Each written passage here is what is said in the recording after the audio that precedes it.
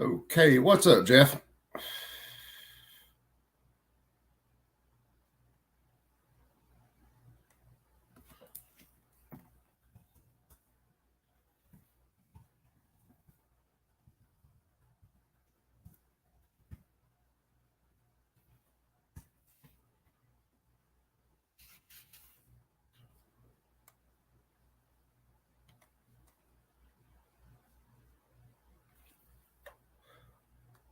What's up, guys? We're going to do a little bit of a share the pain stream.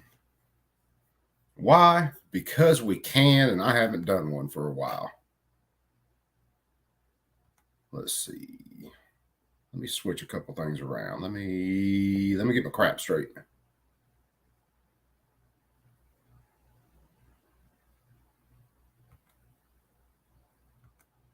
I'm going to get my stuff straight one of these days. But in case you didn't see the title of this, the Democrats held a little bit of a hearing today that we are going to look at on the economic impact of mass shootings. Now, why would they be talking about the economic impact of mass shootings? Because they are ramping up to do a hell of a lot more gun control. Now, I figure we run it down. Crump and everybody's not streaming, so I'm not stepping on anybody's toes that I know of. There's a pinned link in the chat, of course, if anybody wants to jump in, and we're going to roll this. And I've got to do a bunch of video editing on my phone while we're going through this for my SDI classes because I got to turn in a couple of assignments. So let's run it. Now, remember, these guys are wanting to pack the Supreme Court, get rid of the filibuster, and push through a bunch more gun control. And why this moron is wearing a mask sitting there. Well, I know why it is, but. So welcome to the Share the Pain stream, guys. We're hitting it early in the afternoon. It's almost 5 o'clock. It's almost time for beer, so we're going to run it. Come on, get on with it, you jackass.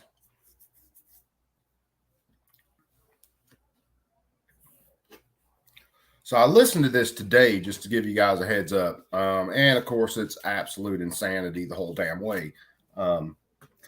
So yeah, this is an afternoon Share the Pain stream.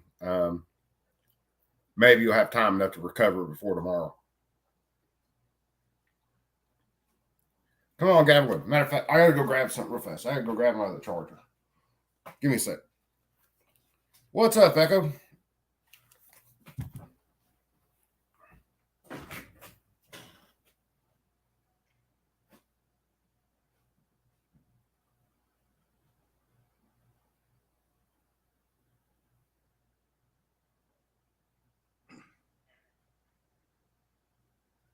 Good afternoon, everyone.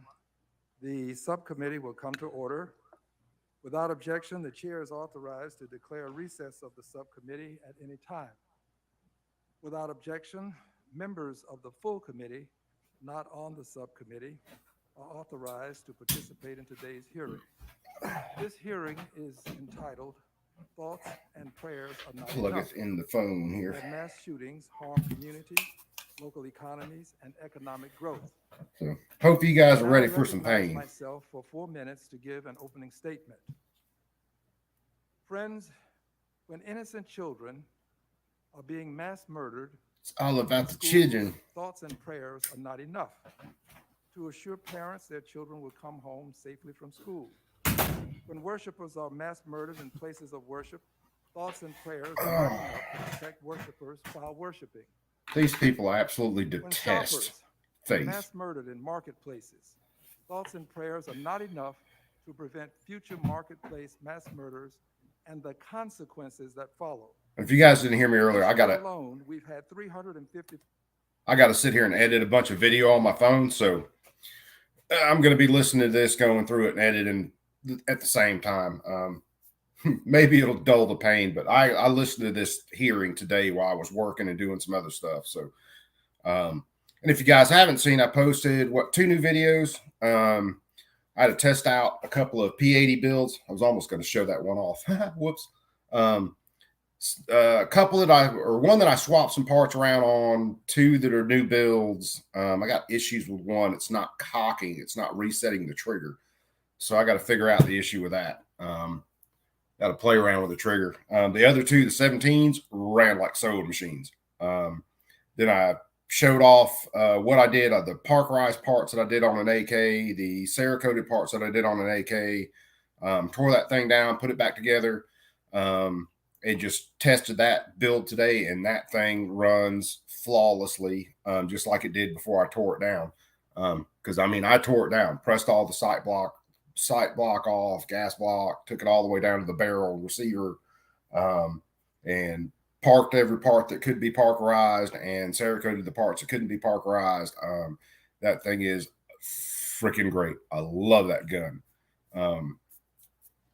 So yeah, let's listen to this and we'll hear what's going on. In 200 days, including 16 mass murders, according to the Gun Violence Archive. Friends, it has become painfully clear. Oh, it's painful, all right. Good guy with a gun to take out a bad guy with a gun. Now, this idiot says this, and Sunday there was a cat with a gun who took out a potential mass shooter. These people are idiots. Kill or be killed philosophy is not the solution. And just as we must concern ourselves with saving lives, we must also concern ourselves with the impact on the quality of life after a mass shooting. Where's it at? I thank Mayor Brown for being with us today. There. The tragic mass shooting at the Tops food store in his hometown of Buffalo, New York, had immediate impacts on the community it serves. The Tops Friendly Market store, once a hub of commerce within its community, was forced to shut down for 2 months. According to the Buffalo Niagara Partnership, a chamber of commerce in the Buffalo area, during those 2 months, people were displaced from jobs and their community faced food accessibility challenges. It's important to understand the impact that mass shootings have on employment. Research has shown increases in unemployment by almost 2% in areas that have experienced mass shootings. Mass shootings also have been shown to impact home values. Research has shown that mass shootings can lead to a decrease in area housing prices of up to 3%. Mass shootings at schools have been shown to cause a decline in home values up to nearly 8% within that school district. This impact occurs because a school where a mass shooting occurs might then be considered unsafe or stigmatized. Families might be less inclined to move to that school district, and other families might choose to leave. Teachers become more inclined to leave the district. In summary, mass shootings can have a devastating impact on communities. They hurt businesses, causing resignations, layoffs, litigation costs, and increased cost of insurance. Property values decrease. One thing I hate doing is having to edit videos, but leading to cuts in fire, police, and sanitation departments. My hope is that by examining these issues today, we might come to understand how mass shootings have a greater harmful impact than we previously knew. And I trust that this understanding will cause us to strive to do even more to prevent mass shootings. I look forward to hearing from our witnesses on this urgent matter. At this time, I now recognize the ranking member of the subcommittee, Mr. Emmer, for 5 minutes for an opening statement. Thank you, Mr. Chairman. Thank you to the witnesses for coming to speak with us today. I look forward to hearing your testimony. Cities and communities across the country are dealing with a surge in violence. In fact, over the past 2 years, the United States has seen an increased rate of all types of violence and crime. In 2021, 68 out of 70 of the largest United States police jurisdictions saw increases in violent crime, which includes homicide, rape, robbery, and aggravated assault. More specifically, we're seeing this rise in crime in cities where large-scale theft, looting, and robbery are plaguing communities. We frequently hear stories of businesses in cities like Chicago or San Francisco who are forced to relocate, shut down, or limit their hours to protect their employees and manage the extra costs of security just to operate every day. Many businesses, particularly the smallest businesses, are faced with the wrenching decision whether to close and abandon the community or stay and deal with the risks of remaining open. Those decisions aren't just based on dollars and cents. Business owners must consider the safety of their employees and their customers. When a business closes its doors, the entire community feels the effect. Gun websites is on, but I'm going to hang out with this. Somewhere else to get Got everything drilled. I've got the tap and the drill right now. More criminal activity. The value of homes in the area goes down, and a community begins to deteriorate. In the face of such rampant crime, law enforcement unfortunately does not often have the resources necessary to protect communities. Staffing issues, to an ability to enforce the laws. Democrats were the party of defund the police. And these political attacks against law and order have depleted law I'm missing some video here. Resources. Even though our committee does not have jurisdiction over crime, I welcome the opportunity to discuss how violent crime affects a community's economy. Our witnesses can help us understand how violent crime affects local economies and limits the services that are available to communities across the country. For many communities, addressing crime and violence starts with state and local leadership. Soft on crime policies have made matters worse in jurisdictions where crime rates are highest. The absence of the threat of meaningful prosecution affects the safety of residents and businesses. Today, we invited a business owner who has dealt with these challenges in Minnesota for several years now. Brian Ingram has managed to keep his restaurant doors open to the community of St. Paul, despite an unbelievable series of crimes against his business, his employees, and his customers. I think we'll all benefit from hearing his story. So again, Mr. Chair, I want to thank you for holding this hearing today, because Americans should never feel this level of unsafety in their own communities. We must return to a society of law and order. I yield back. The gentleman yields back. I now recognize the chairwoman of the board. Oh man, I hate how these show up. California, Ms. Waters, for 1 minute. Thank you very much, Chairman Green, to Mayor Brown, and all of the witnesses here today. I thank you for coming to help us deal with this very difficult and complicated issue. The first thing I must say is not all Democrats have said defund the police, and so let's be clear. From mass shootings in Buffalo, New York, to the recent tragedy in Highland Park, Illinois, these horrific incidents have been far too frequent. And this year alone, there have been more than 300 mass shootings, devastating families and communities. The reverberations of loss and grief were felt long after the last bullet is shot. Neighborhoods and local businesses in affected areas struggle to cope with changing dynamics within the community, including negative impacts to the housing market, store closures. Yeah, no one wants to live in a war zone. And unexpected loss. What's up, Heath? What's up, One Love? What's up, Warsaw? Members of Congress to stop the bleeding and take action to support healing in these communities across our great nation. With that, Mr. Chairman, I yield back the balance of my time. The gentlelady yields. Yeah, I'd like to see a lot of Democrats arrested, Of our distinguished not just a few. First, we have Abel Brother, who is an associate professor at the University of Ottawa.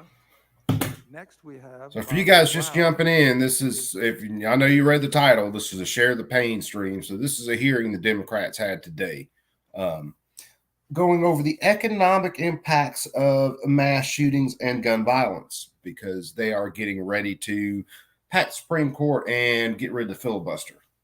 So hang on to your butts, kids.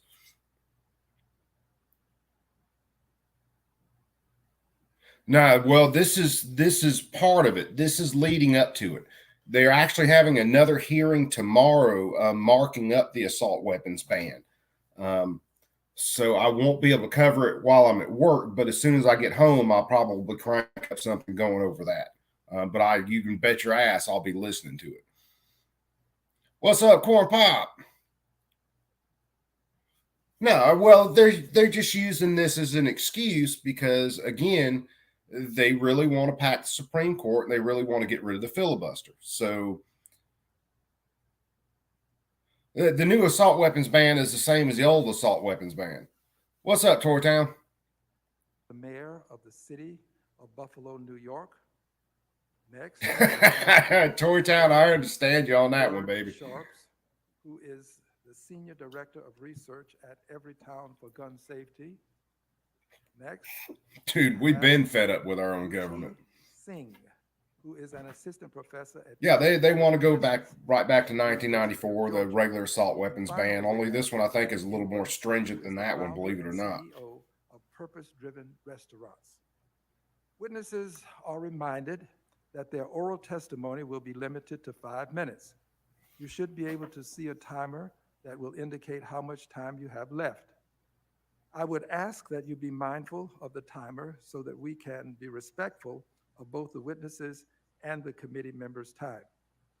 Without objection, your written statement will be made a part of the record. Mr. Brother, you are now recognized for 5 minutes to give an oral presentation of your testimony. I gotta find this other damn video. I would like to thank the subcommittee for holding this and having me talking to you about this topic. Mr. Brother, would you move a little closer to the microphone, please? I'm an economist. I'm a professor at the University of Ottawa. And in my research, I study the economic consequences of violent crime, gang-related crimes, domestic terror attacks, and mass shootings. And today I want to talk to you about the economic consequences of mass shootings in the U.S. In a study with SNU South, we look at mass shootings from 2000 to 2013, talking about hundreds of mass shootings, and we're interested in documenting what happens to the local economies. And what we find is after a mass shooting, the consequences are tremendous and permanent. We find a decrease in employment of about 2%, a decrease in earnings of 2.5%, a decrease in housing prices, and also a decrease in the wages, potentially due to a decrease in productivity, which I will come back to. Overall, we find that these communities, these counties that were hit by mass shootings, lost about 100,000 jobs for the period 2000 to 2013. It's a lot of jobs. And this raised the question of why. What are the mechanisms through which mass shootings can affect these local economies? What's up, Play Nice? We look at different channels. One of the first channels that we look at is consumer sentiment, or the way people in these communities feel about their economy, about local businesses. And we find in the months and years after a mass shooting, one of the videos it's I become shot more today. pessimistic, negative. We also look at the role of the media. I've looked at the national But I media think I coverage got of all everything I these need mass in this shootings video. myself for ABC, CBS, NBC. And what we find is every single minute of coverage of these mass shootings exacerbates dramatically the consequences on local economies. Also, many studies now showing that additional media coverage leads to more copycats and other shootings. We also look at which type of industry is affected. And we find it's mostly the private sector, service industry, manufacturing, many different sectors, many different businesses are affected. This leads to, our findings leads potentially to different policy prescriptions. The first one I want to talk about is media coverage. I think we need to have some sort of policy that limits the type of media coverage of these mass shootings, essentially a John Doe type of policy, meaning that we should refrain ourselves from talking. Yeah, I tried to turn up the volume on that, brother, and I identity, think that's as high as I can actually get the volume on it. And this guy's talking real low. strategies used. Everything is available online easily on Wikipedia. In terms of And I don't the think type I of can. policies that would be I don't important, think there's any other we way I need can to crank the volume up on them any think higher. about why productivity goes down. And one of the things we did was to look at a survey from the CDC that asked hundreds of thousands of Americans every year about their health, their mental health, their physical health, and many other questions. And we matched this to the mass shooting data. And what we find is, of course, mass shootings decrease mental health. Too many choices. What's up, brother? And Yeah. This is respondents in these this one communities gets painful to say the increasingly least. report Hence for the months share and the years pain that they're stream. not Thank able Bacon to for do their that. normal activities, like working, like taking care of their children. And these effects are permanent for years.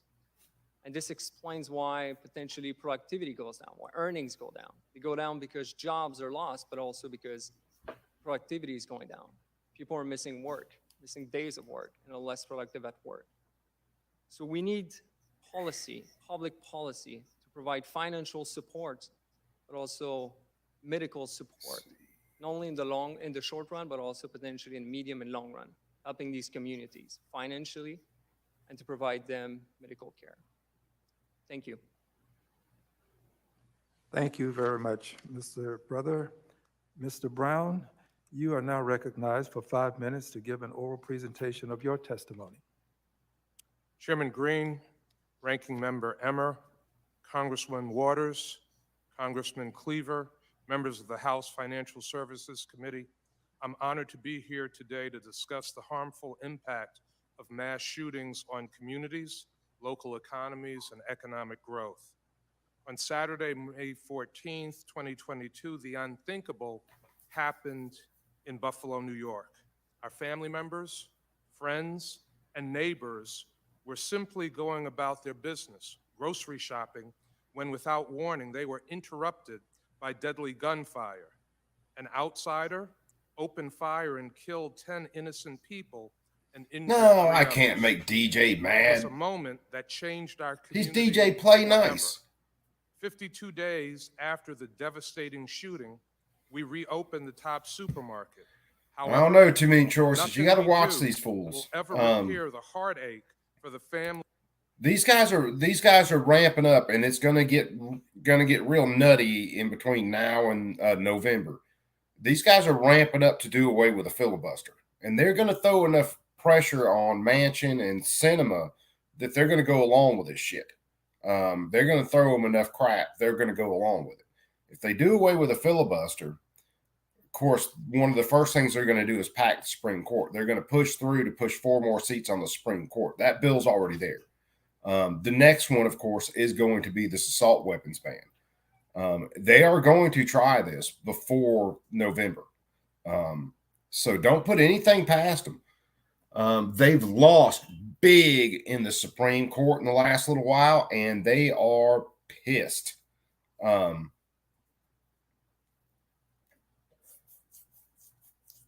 Oh, yeah, man, too many choices. There's a couple bills I covered. One of them, basically, if you ever had any sort of mental health counseling, or you took a Xanax or were prescribed a Xanax, anything like that, it would make you a prohibited person. So anything like that, anything psychological would make you a prohibited person, period, end of story. They basically say in the bill it would make 50% of America prohibited people. And they're trying it. This one reason they've ramped up all these other bills. And it's the reason they passed this last, keeping our kids safe bill, whatever it was.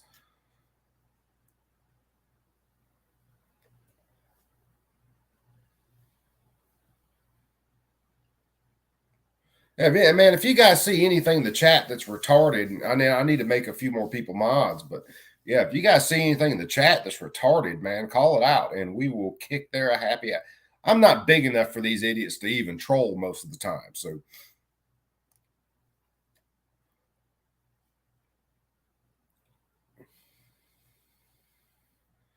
All right, stay cool. Too many choices. We'll catch you after a while, brother. We're gonna be rolling for a while, probably. Families who lost loved ones, but we will always stand united with them. In the City of Good Neighbors, we are a loving and resilient community, a community that will always remember, we will never forget. This horrific tragedy highlighted many issues that have impacted our community and Black and brown communities nationwide. Across our country, we have seen over a century of underfunding by the federal government in Black and brown neighborhoods. This has led to unacceptable increases in gun violence, segregation, crime. Yeah, well, you're going to see and hear there's going to be a couple of bills that are going to attack any kind of financial institutions that are doing business as far as guns, too. That's part of what they talk about in this hearing in a little bit. So not only are they trying to make more people prohibited purchasers, but they're going to try to make it hard for any kind of bank transactions for firearms. Poor health outcomes, and generational poverty. These factors made Buffalo a target for the May 14th shooter, whose stated goal was to kill as many Black people as possible. Every mass shooting has a significant economic impact. However, the mass shooting in Buffalo was different. It was an act of domestic terrorism fueled by racism and white supremacy. This was perceived to be not only an attack on Black Buffalo, but an attack on Black America. In just the 2 weeks after the shooting, city departments, police, fire, sanitation spent over $500,000 of unbudgeted dollars on overtime and other related services. That amount has continued to significantly increase as city government continues to play a vital role in our community's healing process and public safety needs. Gun violence has a lasting and negative impact on survivors, and experiencing these events in childhood has a lifelong impact on the psychological well-being and labor market participation of those involved. The May 14th shooting in Buffalo will impact an entire generation of children. This event has the potential to harm Buffalo's already economically disadvantaged Black community and further grow inequality. We must do whatever we can to combat this and provide the East Buffalo community. Yeah, no one wants to go to a lot of these places because they're shooting each other like it's free in the first place.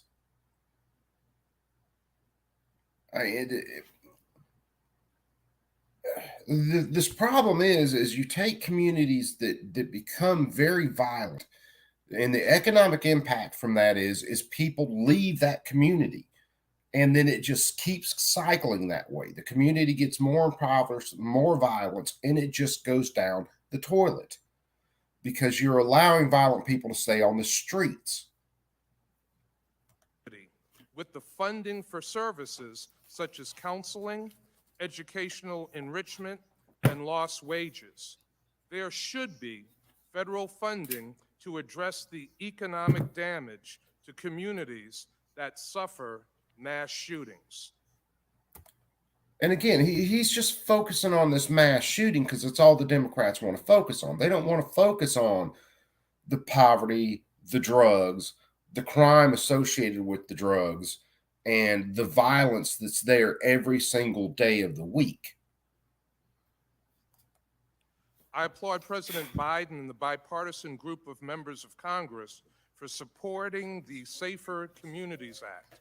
While this law will save lives, it doesn't go far enough. I urge you to work with the Biden administration on reinstating an assault weapons ban. Assault weapons are exceptionally deadly firearms that are commonplace in mass shootings. An assault weapons ban may have prevented the May 14th massacre.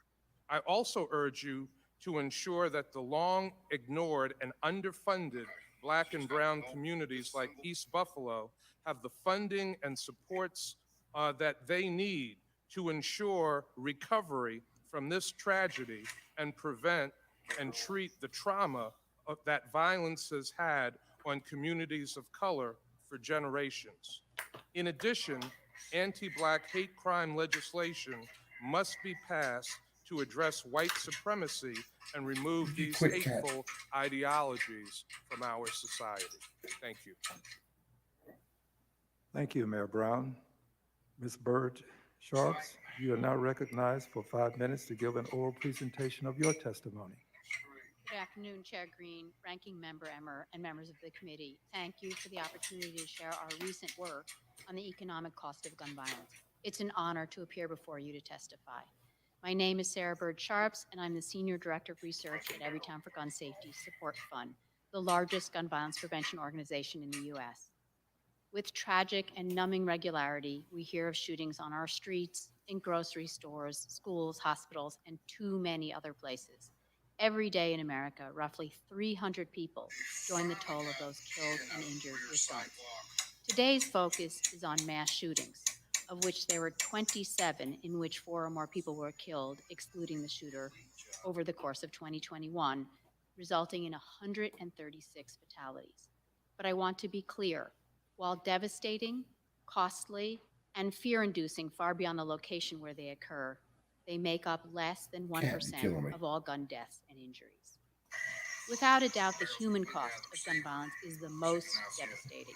No dollar amount could ever fully convey the cost for families and survivors of gun violence. But examining the serious economic consequences is essential as well for understanding just how extensive and expensive this crisis is. Our hope is that this research will help guide you and your colleagues as you weigh policies and actions to build safer communities. We worked with the leading health economists estimating the cost of injuries in the U.S. today, as well as with federal data sets on gun deaths and hospitalizations and extensive peer-reviewed research to understand these costs. The economic consequence to our nation of America's unrelenting gun violence epidemic is $557 billion a year, year after year. The government share of these costs, paid for by taxpayers, is $12.6 billion a year. That's nearly $35 million each day that could instead be invested in essential public goods like education, workforce development, and building healthier, safer, more sustainable communities. These figures are conservative estimates. They represent the lifetime costs associated with gun violence, starting at the scene of a shooting for things like emergency medical care or police investigations, continuing on to the long-term health care and criminal justice costs necessary. And they also include estimates for pain, suffering, and the lost well-being of victims and their families. Yeah, brother. If you want to jump in, just message me in the chat too so that I see it. But our estimates don't even begin because I'm sitting here editing a bunch of video on my phone for a project I got from my SDI classes. Marginal. So as you just heard from Mayor Brown, and if you talk to any school superintendent or pediatrician in a town that has experienced a shooting, I'm they trying can produce a long to list figure of out costs that extend my far place beyond here. the immediate items we're counting. Costs to address the trauma of children afraid to go back to school, neighborhood businesses and home values, and the larger reverberations on all those who live in a neighborhood where gun violence happens, or This is where I was who share pressing an the barrel identity out. with someone who is the target That of the one shooting. has got to go. While not everyone directly experiences Now, gun I'm violence, going to post this video to all YouTube pay an too. economic price for it. The annual cost for gun violence in the U.S. is $1,600 Hey, man, you got to drop the for homies every off. resident. However, in states with stronger gun laws, Where they say fewer the Browns, deaths, it used to be the dropping the Browns off at the stadium when the Browns were less sucking so bad. this amount. Policies that save lives also save on costs. While we're so grateful for the actions Congress took recently to address gun violence, there's still much more we can do. Half of the deadliest mass shootings over the past 5 years were committed by a shooter under 21. The Senate Dropping should the kids off. urgently follow the House's lead and pass legislation. I used to call it doing to paperwork. raise the age to purchase all firearms to 21. Further, the recent tragic mass shootings revealed a litany of advance warning signs. The Senate should pass the Federal Extreme Risk Protection Order Act, which would create a civil process that allowed loved ones and law enforcement to intervene when they see these signs across the country. Our research clearly shows we're spending precious funds on an epidemic that brings nothing of benefit, and plenty of heartbreak and shattered lives. We place ourselves at a severe economic disadvantage in the globally competitive economy with these enormous outlays. Thank you again, Chair Green, Ranking Member Emmer, and members of the committee for allowing me to testify today.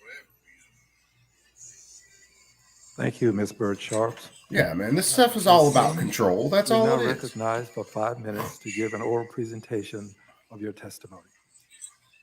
Subcommittee Chair Green, Ranking Member Emmer, and members of the subcommittee. Thank you for inviting me to testify before you today. I'm honored to contribute to the discussion on this important topic.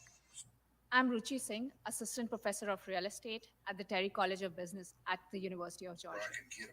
I've conducted academic research on real estate economics and the economics of crime since 2016. I'll be drawing today on the findings of my own research and on evidence from the relevant academic literature on mass shootings and gun violence. My comments today are about the economic effects of shooting, specifically in the context of schools, and about considerations that should be part of devising appropriate policies. I'm currently working on a paper studying the effects of mass shootings in schools on Mass residential real estate shootings. prices. A number of academic studies have shown that No, you crime can't rates legislate rise morality, house man. prices negatively. You can't stop This these probably people, unsurprising to most people. these However, shooters, a mass by just shooting is some not a local legislative type of crime. change. It is unlikely to be repeated at the same pace.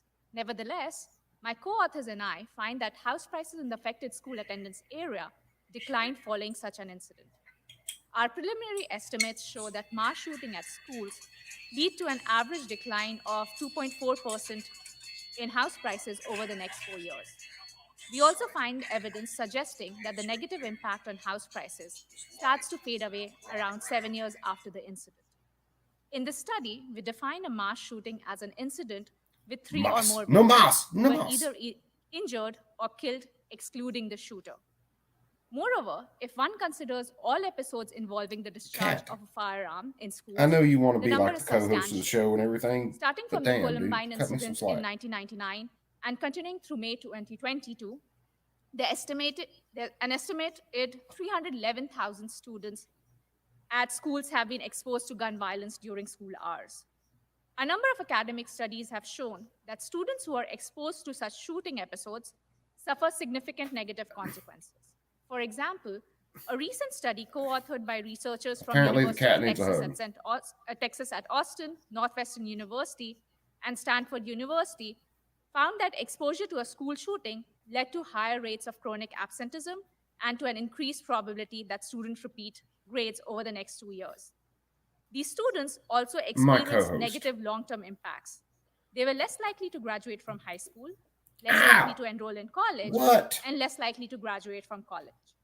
Moreover, they also had lower earnings, and they were less likely to be employed at the age of 24 to 26. Other researchers have also found similar evidence of lower test scores, increased absenteeism as a result of exposure to school shooting incident. Furthermore, there's evidence that the students experience a deterioration in mental health and increased antidepressant usage. More generally, being exposed to violent crimes, including those that may not involve guns, has also been shown to negatively affect students' educational achievement and their long-term outcomes. I now turn to things to think about in terms of policies to reduce school shootings. The finding of another research paper of mine suggests one way to reduce violent crime around schools is by placing civilian guards. Specifically, my co-authors and I analyzed the effectiveness of Chicago Public School Safe Passage Program. This program draws upon parents and other adults from the local community to act as civilian guards around schools during arrival and dismissal times. We find that these extra eyes on the street reduce crime, especially violent crime, around schools. Moreover, the program resulted in improved school attendance. In thinking about ways to reduce the number of school shootings, policymakers need to be aware that there are different kinds of such incidents. For example, community policing is likely to reduce targeted and crime-related shootings, but it will probably not be effective in reducing indiscriminate shootings. Therefore, policies aiming to reduce school shootings will have to use multi-pronged approaches. Thank you. I look forward to your comments. And How about we actually focus on the Thank you, Ms. shooters? Singh. I now recognize Mr. Ingram for 5 minutes to give an oral presentation of your testimony. Thank you, Ranking Member Mr. Green, Would you Representative quit, Emmers, and Kat? Chairwoman Waters. My name is Brian Ingram. I own a collection of restaurants in Minnesota. I thank you for this opportunity to share some of my experiences over the last couple of years. That dude looks like he could My kick entire your life ass has and been fix your dinner at the dedicated to same time. food and coming together over a meal, about 30 years of my life. A few years ago, I had a vision of opening restaurants that not would just serve our guests, but serve our community. We made a commitment to donate 3% of our total sales back to those in need within our community. In 2019, my wife and I formed Purpose-Driven Restaurants. We opened a concept called Hope. Right before COVID hit, we chose to shut our restaurants down and serve our community. That ended up being about 300,000 free meals, 2 million pounds of food, not to mention all the outreach we did within shelters. And I don't say any of this to say, look at what we've done. I say, look at what we've done as a community. Sarah and I would have ran out of money instantly when we were doing this. It took our community standing with us to move forward. We stood with our city when George Floyd was tragically killed. We fed protesters, we fed our National Guard, we fed our police officers and first responders. As a person of faith, I believe that we're called to feed all of God's people. As businesses began to reopen in the Twin Cities, crime began to escalate. We saw it over and over. Our windows being shot out in our restaurants, criminals using the parking lot of one of my restaurants to be a place where they would kind of gather, and then they would head out to loot and destroy our cities. I made calls to 911 and we're told we have no officers to respond. Crime has now become a daily part of life. All 7 of my restaurants and office have been robbed numerous times, on many occasions by the same criminal. The same criminal would be released within 24 hours of robbing my restaurant and then show back up a few weeks later to rob me again. The lack of law enforcement's ability to respond. We would share footage of these folks breaking into our restaurants. These folks would walk in very lackadaisy. They had no worry that the police were responding or that they were even coming. I've watched them walk into our restaurants with no fear, search out our employee break rooms, steal purses, steal car keys, and then head out and steal that very car. As employees followed them and the thieves basically dared them to do something. I've showed up at our restaurant oftentimes arriving before the police because we don't know how to have enough officers to patrol our streets. I've had to walk into harm's way with people in our building. Far too often, I've sat with our employees as they've been attacked as they're trying to go home with their hard-earned tips. I've sat with our guests that have been carjacked within our restaurants.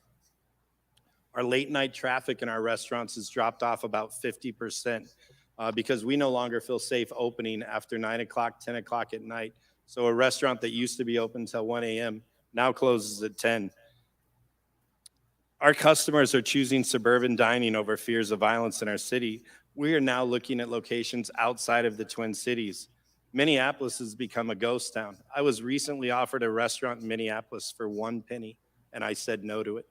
That's rough, man. The A violence in our restaurant city, for 1 we've penny, paid and for dude funerals said, for young kids that have nope. been struck by gun violence 7 times last year. I'm heartbroken by the mass shootings and unrelenting violence going on around our country. I'm even more heartbroken about things like fentanyl that are happening in our city. I lost my kitchen manager a month ago to an accidental fentanyl overdose. We had his drug dealer's name, his phone number. He texted him and said, something's wrong with my drugs. He said, you'll be fine. He died that night. 40,000 people have died from fentanyl in the last year and a half. That's 109 people a day. That is a mass murder. I'm asking you to address the real problems. Criminals feel nothing in our cities. They know responses will be slow. They know that if they're caught, they will be back out on the street typically within 24 hours.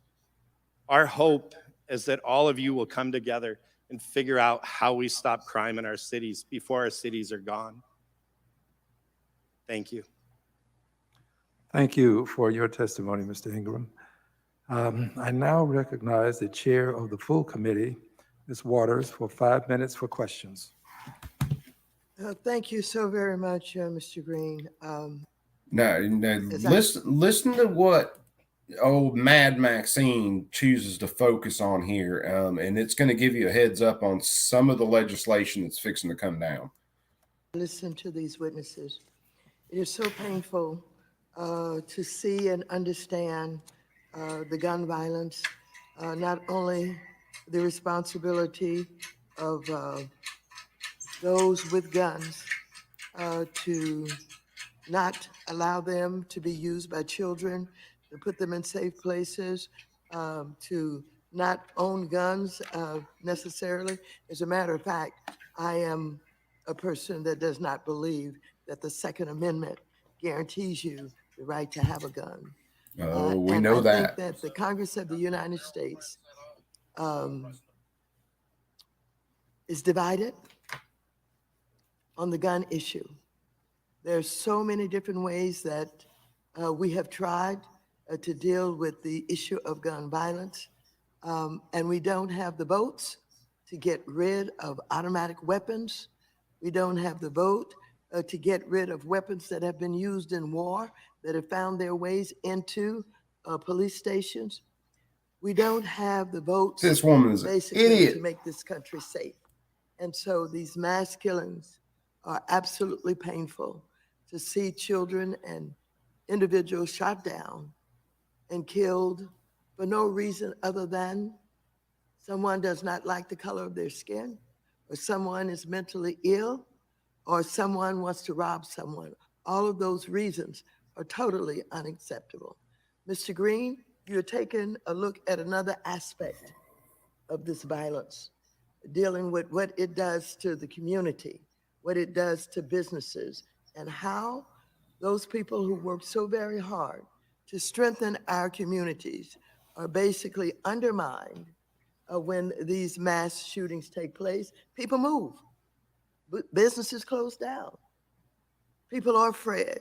And so People are afraid. took one issue that I wanted to deal with today, and it is to talk about how some of these guns are purchased. Really? Is this what we're doing right now? The gun that Get was down. used in Uvalde, Texas, school shooting, was sold by a firearms manufacturer that offers loan installment Would you payment plans quit, to purchase jackass? their products under the consumer finance company Credova.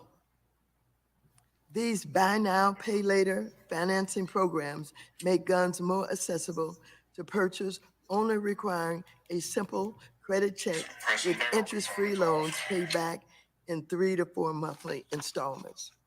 Fintech loan providers like Credova are not involved with, nor do they have insight into the background checks conducted by retailers who sell. She acts like someone just goes online, gets financed through this, and buys the gun with no background check. This woman's an idiot. Guns. Credova itself claims on its website that approval takes seconds for most customers. As I've said, this is only one small aspect of this issue. But of course, I think the easier guns are to obtain, the way to get them cheaply, the way for young people to go on the internet and find ways to purchase and pay later are issues that we're gonna have to deal with.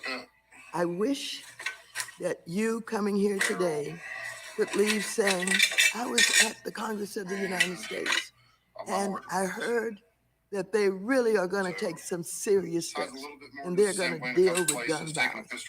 But you're not gonna leave with that message today. The message that you're gonna leave with is they talked a lot about how they are absolutely devastated with the killings that take place. As Mr. Green said, prayers are not enough. And you're going to leave saying, I know that many of them pray, but Mr. Green is right, prayers are not enough. And so we've all have a role in trying to deal with this violence. The United States Congress must step up to the plate, must be committed to the idea that we could stop this violence and we could take guns off the street. It's not happened yet. And so, for those of you in communities, if they're gun manufacturers, if they're gun stores, I think it makes good sense for the community to get organized and tell them that they do not wish to have them in the community.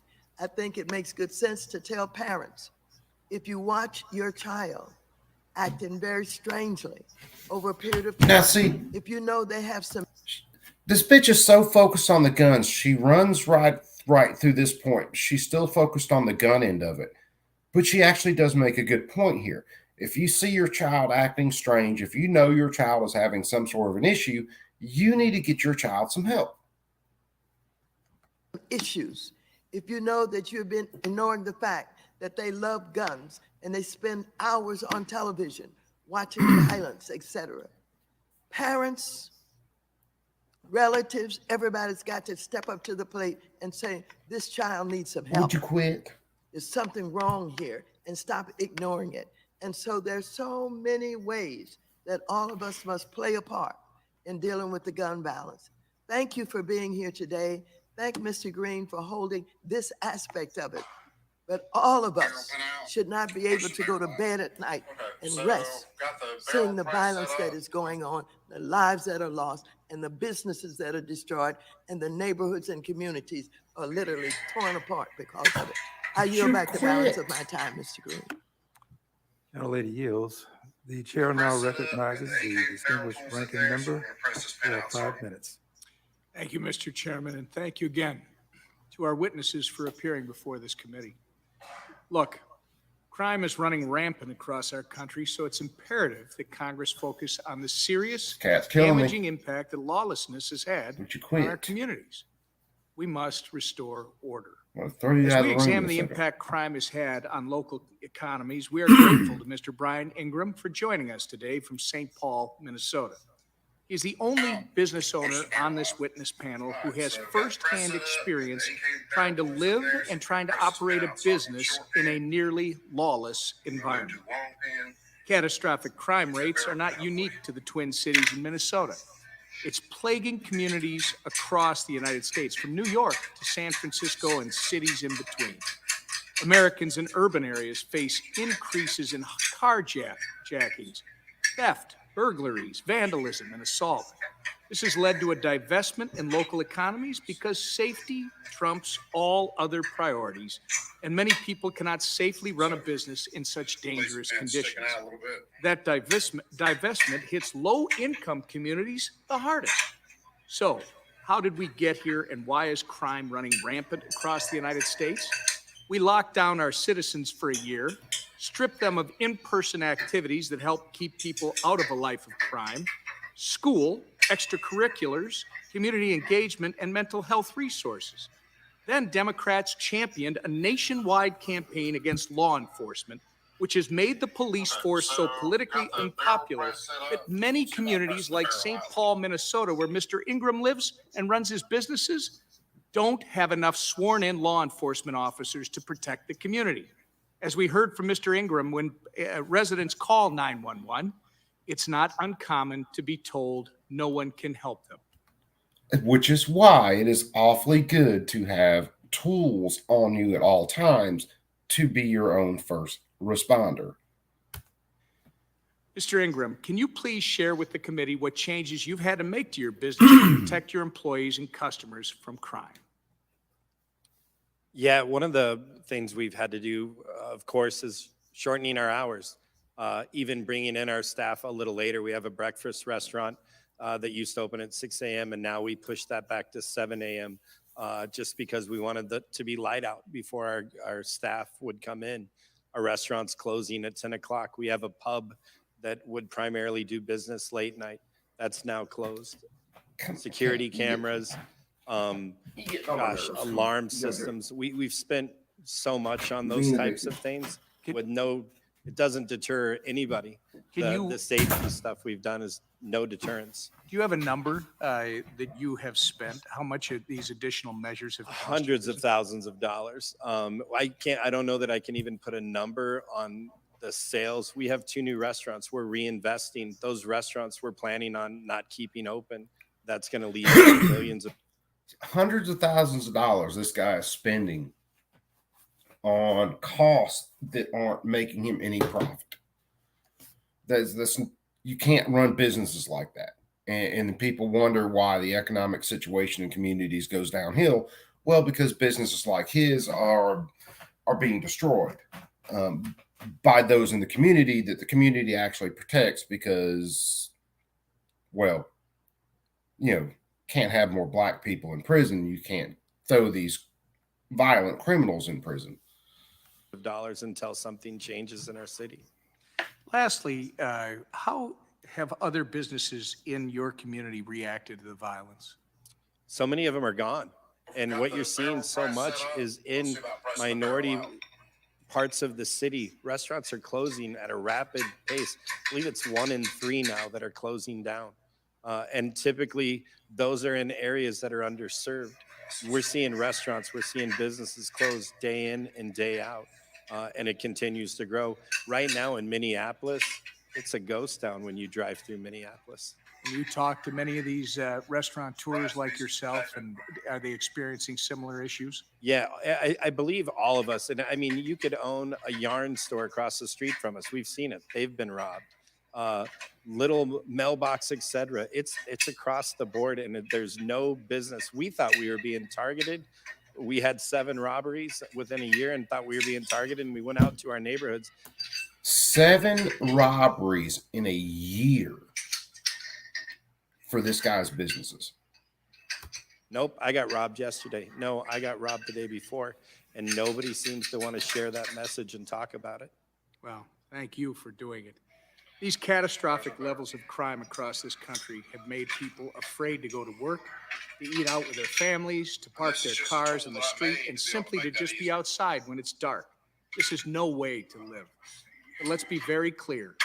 Democrats have normalized this lawlessness and demonized law enforcement. As a result, law enforcement in many of these urban areas like the Twin Cities do not have the resources they need to keep people and their businesses and properties safe.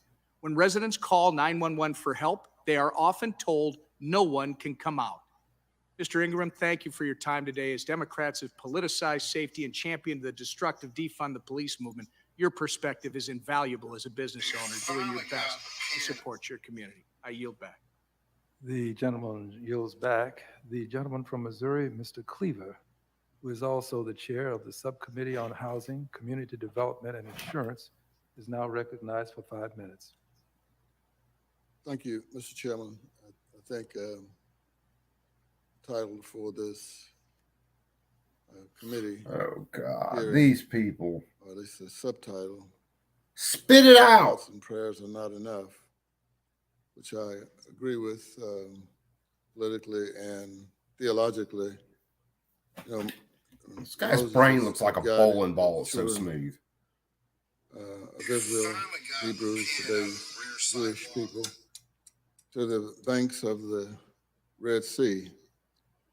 And he stood there praying, 14:15 of Exodus, praying. And God says to Moses, shut up, stop praying, and start moving. And I did something last week that I don't feel good about, but I just couldn't do it anymore. When we were asked to stand for thoughts and prayers in the chamber after a all right, one love. Take it easy, brother. killing, I went outside and I did my own prayers as I do every evening at my apartment. I think it's important for everybody to understand that I don't know how this explosion of people trying to defund the police has become,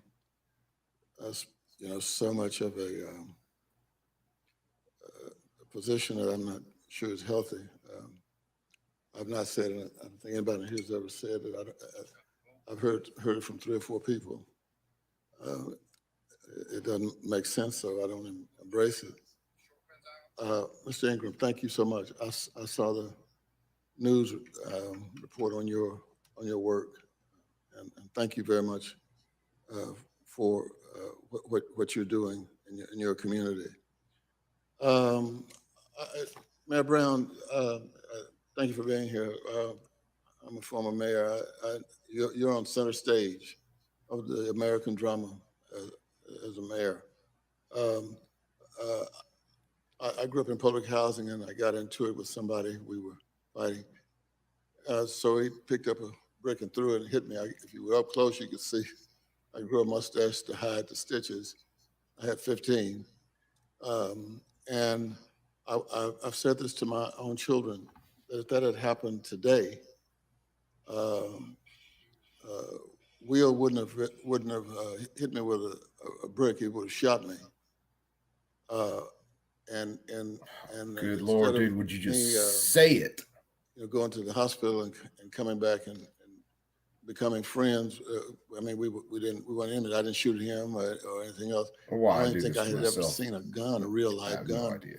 when this happened to me at 14 and 15. Do you think, Mayor, that Buffalo would be in a better position if your police department didn't have to deal with the fact that just about everybody they stop is armed, and everybody they go to deal with that are messing up the businesses, they're armed? Congressman Cleaver, there are too many guns on the streets of communities all across the country. In Buffalo, our police have had to deal with too many illegal weapons on the streets. Responding to Ranking Member Emmer, So, we did not. so you mean to tell me that criminals aren't obeying your gun control laws? Well, that's pretty interesting there, buddy.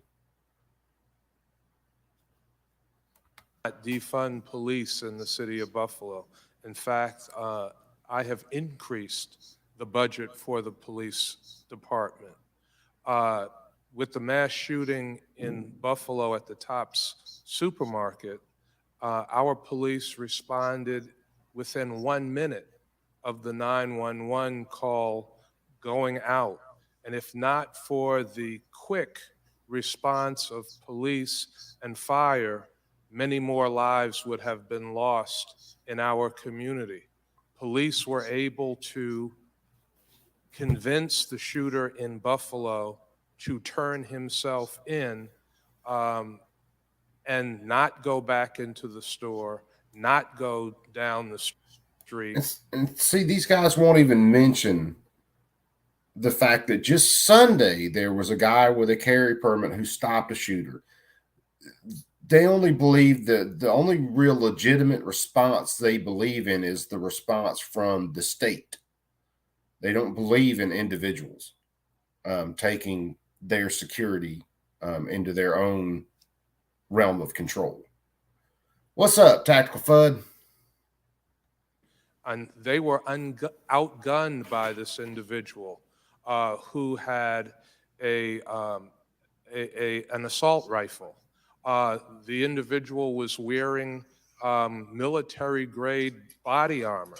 He was encountered in the store by a security guard who was a retired 30-year police officer of the Buffalo Police Department who got off 11 shots. But because of the military-grade body armor, they had no effect on this individual, and he was able to kill the security guard in the store. There's been talk on a show or two that this guy didn't even have body officer armor or didn't even have plates in engaged, his vest.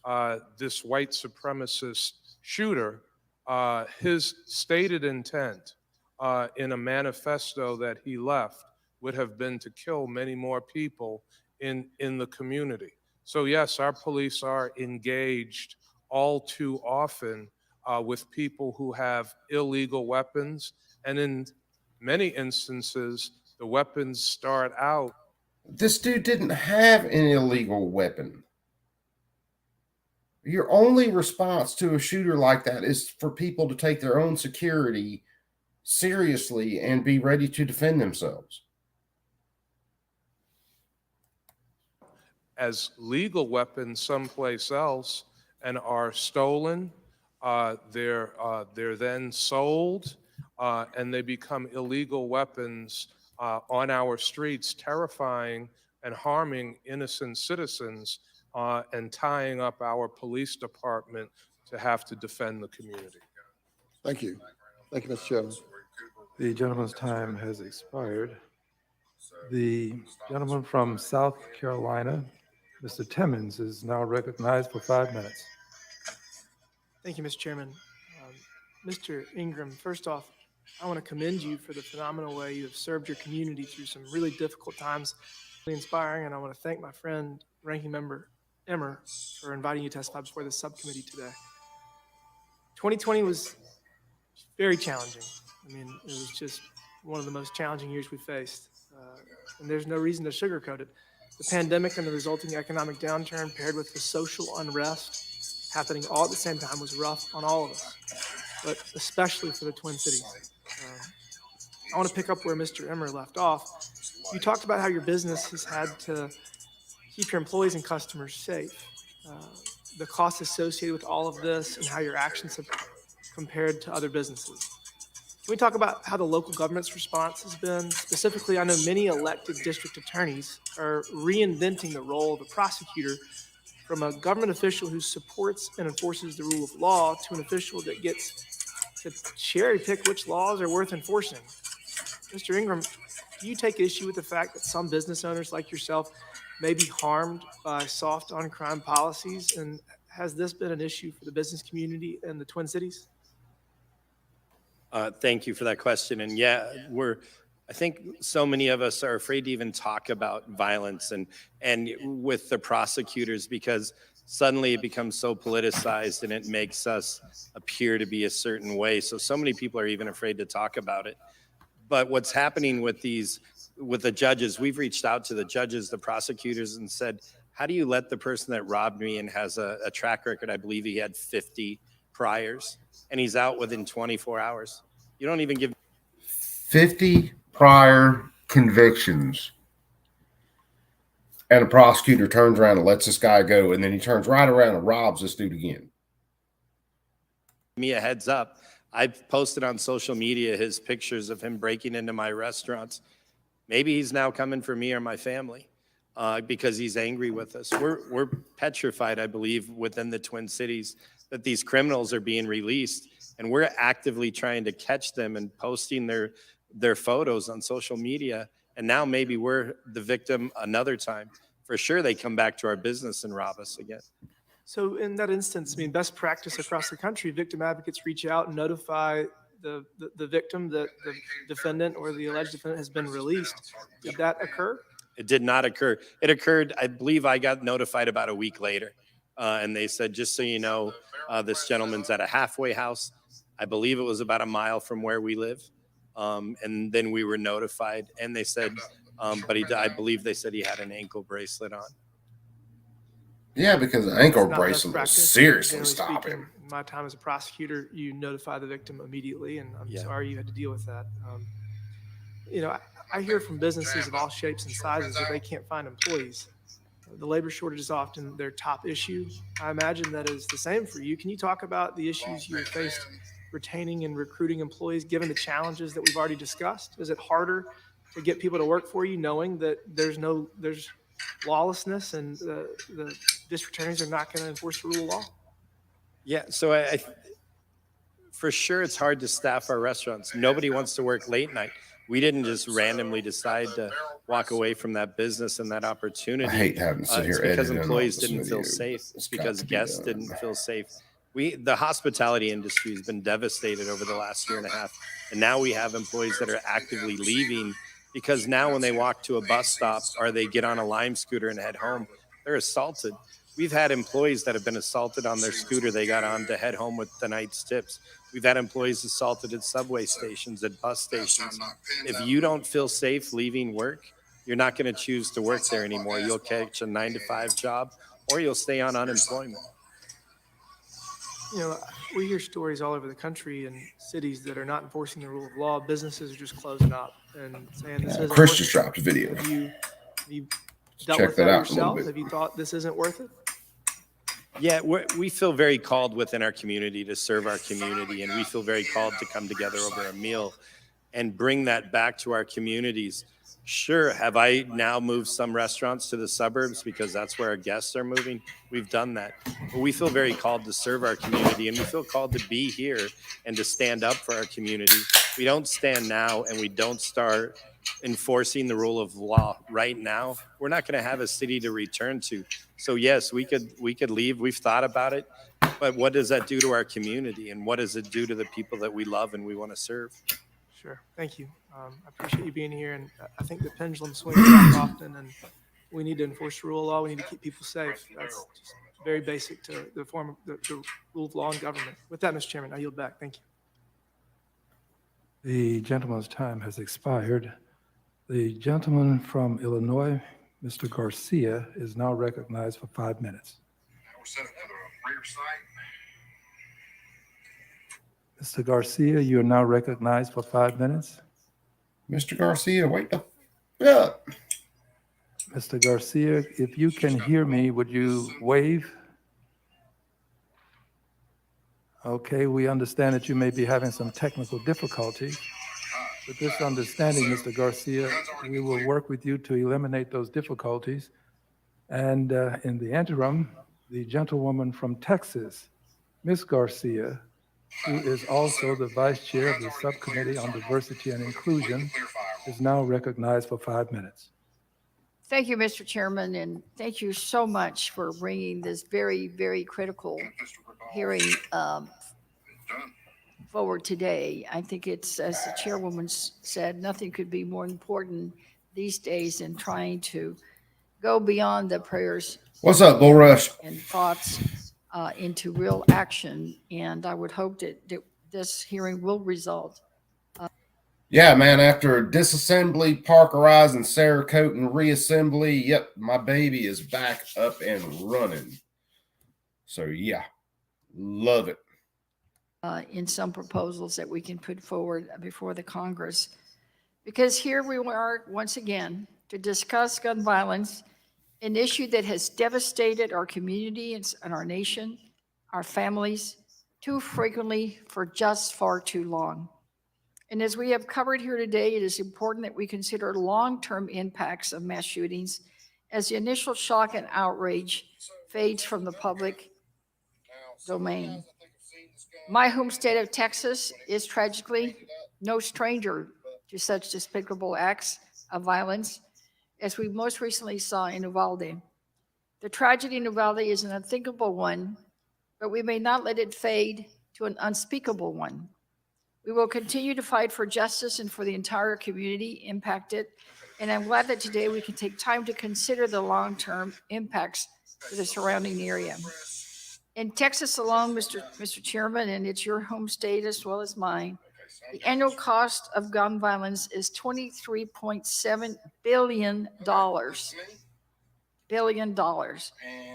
or about $839 per person. I am confident that we can all think of better ways that this money could be better spent, like educating our children. Because schools educating our should children be about books and not bullets. It is our duty to prevent such widespread gun violence, both for the safety of our constituents. Actually, if you actually spent time teaching these kids about firearms in school, maybe you wouldn't have some of the issues with this. How about we teach children that the world doesn't revolve around them and give them coping skills so that they don't decide to take their frustrations out on everybody else? Just a thought. And for their economic success.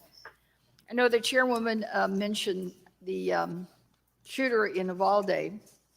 And Mr. Chairman, I've read the Texas House Committee report over the weekend, and it found that there was no legal impediment to the attacker buying 2 AR-15 style rifles, 60 magazines, and over 2,000 rounds of ammunition when he turned 18.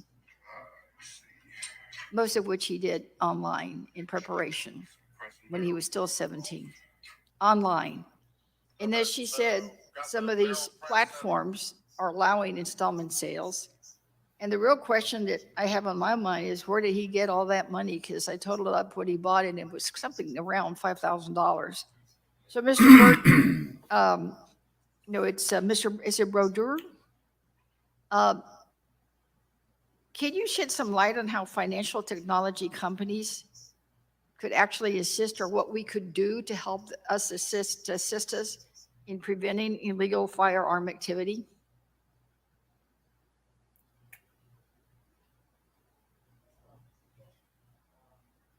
Oh, that's why we have you as an expert. Yeah. And the rest of the panel, if anybody wants to help. Yes. It's not an easy question. I mean, if you look at the characteristics of perpetrators of mass shootings, many of them are in poverty, unemployed. Some that are really surprised to hear about the characteristics, socioeconomic characteristics of this specific shooter. If we're trying to use technology to try to make it harder to buy guns, or I'm not entirely sure it's going to be feasible, or that there is easy ways to make it harder to buy guns without legislation, to be honest. Well, should it be so easy to just go online? I mean, he was 17 years old, and the AR-15 rifle and some of the bullets and things, one was $2,054. Another purchase that he made was $1,081.42. I mean, why is it so easy to just go online? Well, all the information about previous shootings are online. Strategies used in previous shootings are online. It's quite easy to get a credit card in this country, much easier than other countries, to be honest. Someone can get credit easily and buy things online. It's unclear whether parents really look at what is bought by teenagers and adolescents. We're talking about usually if you know your child has serious, this guy is, I'd have to go back and look, man. This hearing is so mind numbing. He's some professor, whatever, who supposedly studies these shootings.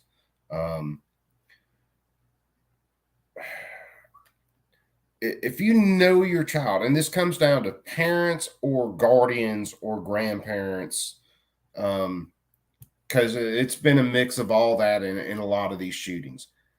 If you know your child is having serious mental issues and they are buying firearms, and you are not teaching them about firearms and firearm safety and training your child in the proper use of firearms, you are an idiot.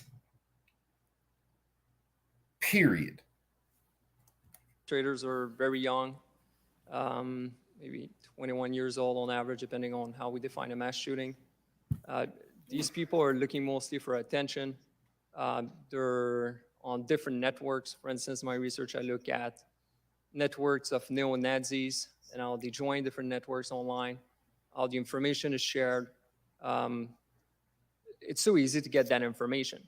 I mean, what you can try to do is try to limit these networks, limit how people access information online. But in terms of limiting what can be bought online without limiting credit, or how easy it is to take your parents' credit card, I just don't see it. Now, again, there's reasons that they're focusing on the financial end of this right now.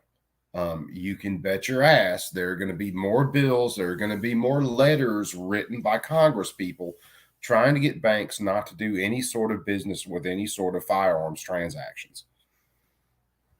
To be honest. All right, thank you. Mr. Chairman, I'm out of time, but I do have some questions if there is a second round. The gentlelady's time has expired. The gentleman from Illinois, Mr. Garcia, is now recognized for 5 minutes. Thank you, Mr. Chairman. I apologize for the glitch I had, but I want to thank you for. No, you're right, Fudd, man. Parents aren't paying attention to what their kids are doing. These kids' guardians, whether it's their grandparents or whoever is supposedly have custody of these kids, aren't spending time with them. They aren't paying attention to them. And part of the motivation for some of these shootings is they are seeking attention. and they see the glorification of these mass shooters in the media. And they want that notoriety. They want that attention.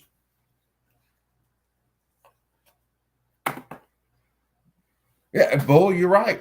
Dude, 50 years ago, you could have a firearm. You could order it through a Sears catalog, a Thompson submachine gun. You could order it through a Sears catalog and pay cash on delivery when they brought the damn thing to your house. And we didn't have shootings like this.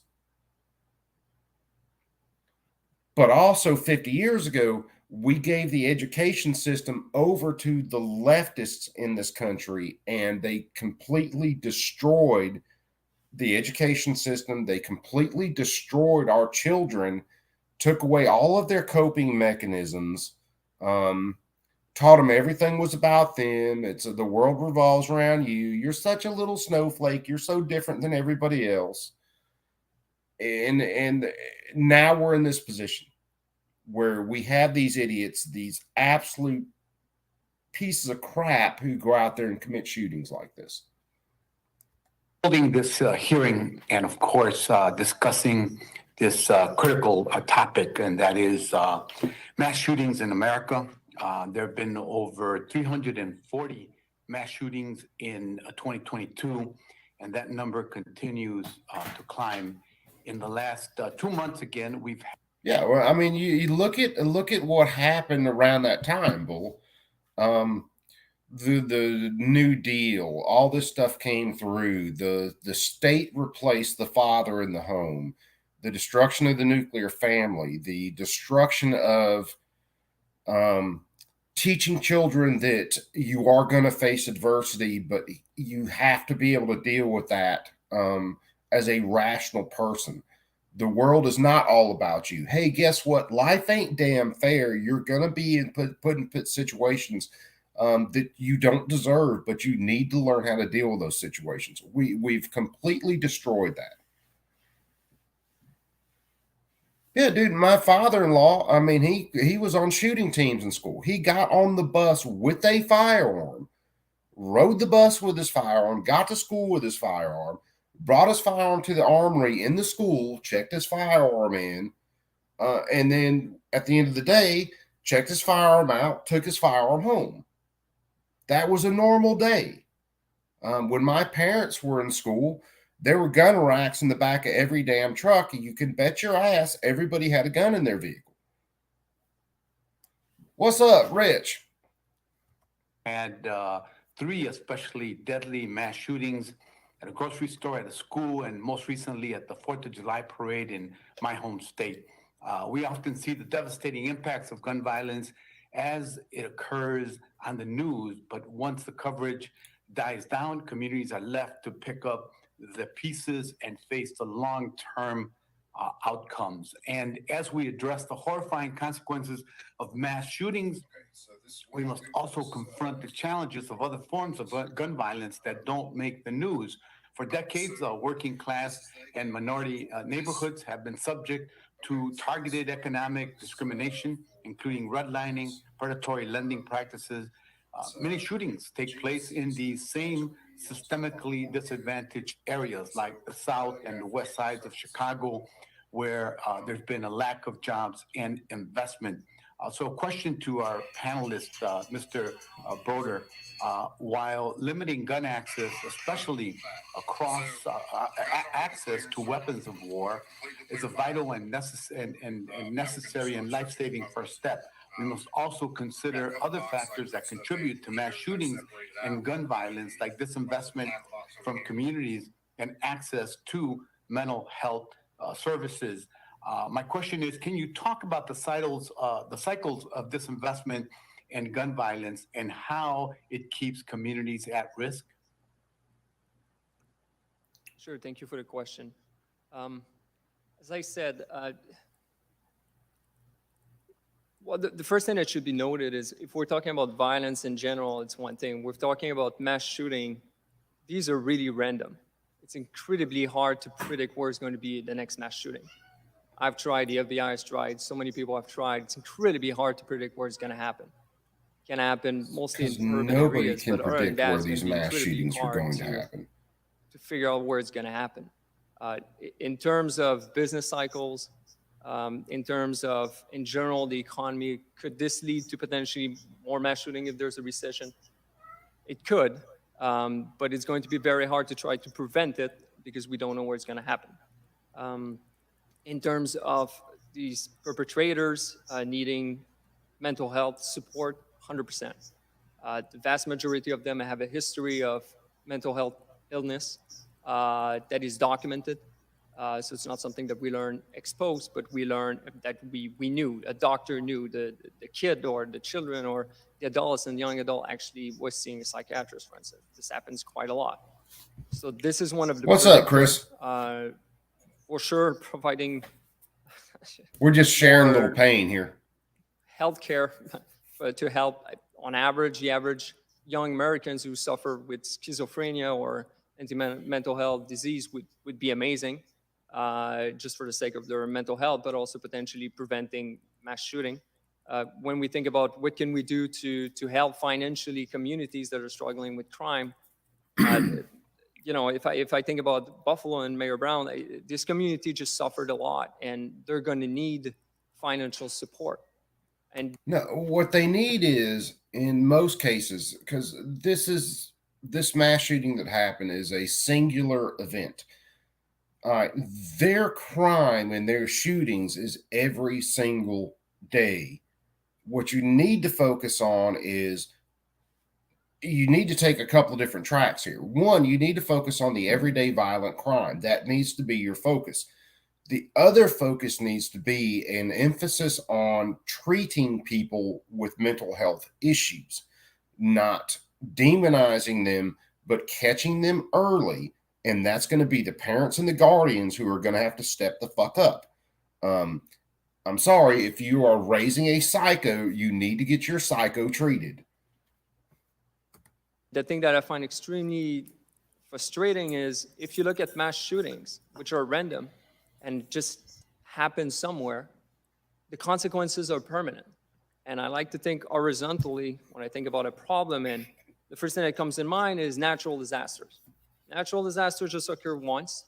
It's random. It's going to hit somewhere. Think of like a hurricane. And when we look at the economic consequences of these disasters, usually they're not permanent. They're short run.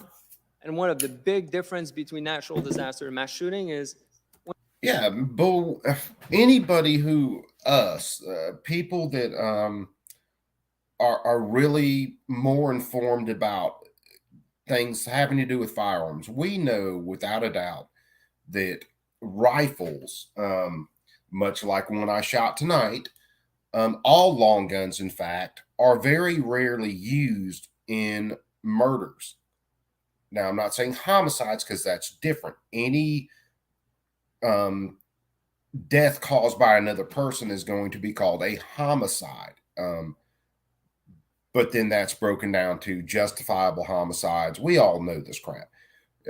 All of your long guns combined, rifles, shotguns, you name it, are responsible for less deaths than hands and feet. Someone getting stomped out.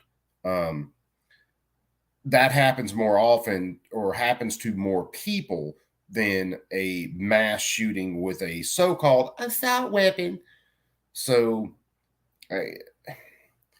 they're trying to throw everything in one bucket, and you can't do that if you want to be a rational person and you want to actually solve an issue.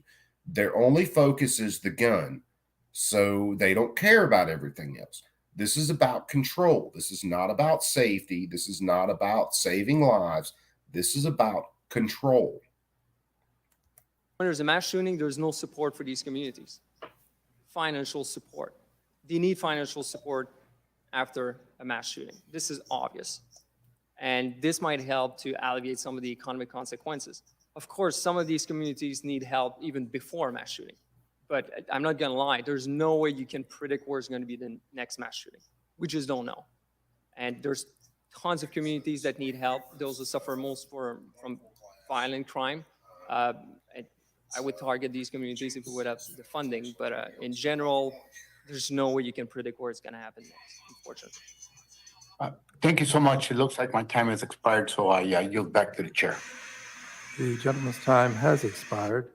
The gentlewoman from Michigan, Ms. Talib, is now recognized for 5 minutes. Thank you, Mr. Chair. I really appreciated us holding this hearing. And one of the things that, it's so hard for me, even the title of looking at the economic cost of gun violence, but I understand that we need to pay attention who is profiting off of this pain and this trauma that is really jeopardizing so many lives across our country and really just hurting so many families. Oh, what's up, PLA? These costs, as we all know, have been felt, particularly among our children. Is it just me, or does this woman's lips look like she ought to be some sort of Star Wars critter?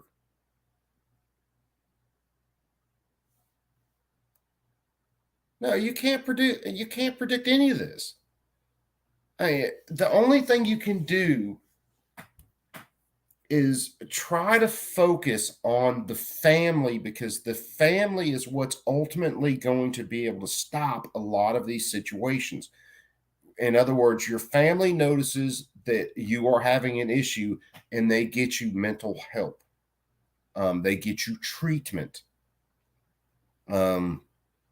Schools, your education system, actually going back to teaching kids that you little shits are all the same. You're all going through the same issues, and you need to develop coping skills to get past or get beyond or get through all of the adversity you're going to face in your life. We need to get back to that focus. We need to get back to that nuclear family. We need to get back to raising people who have the coping skills to deal with adversity. Screw everybody gets a trophy. Here's the deal. If your team sucks or if you suck, guess what? You only have a couple of choices. Either work your ass off and get better at what you are doing, or find another damn sport. So let me mute my mic and answer the phone. Let me turn this back on.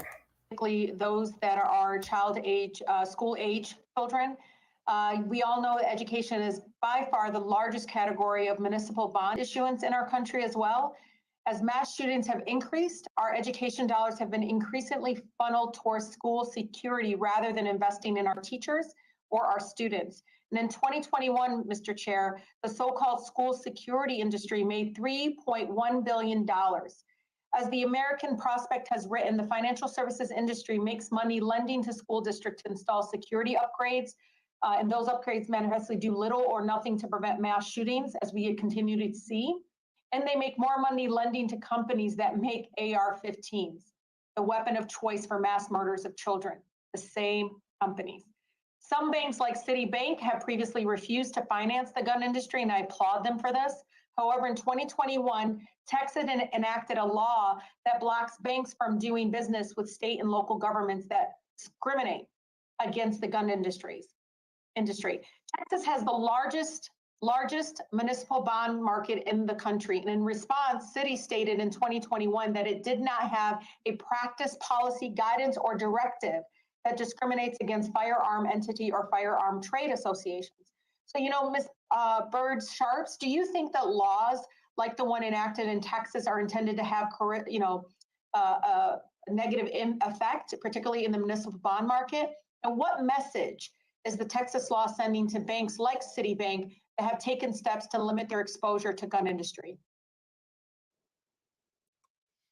Thank you for your question.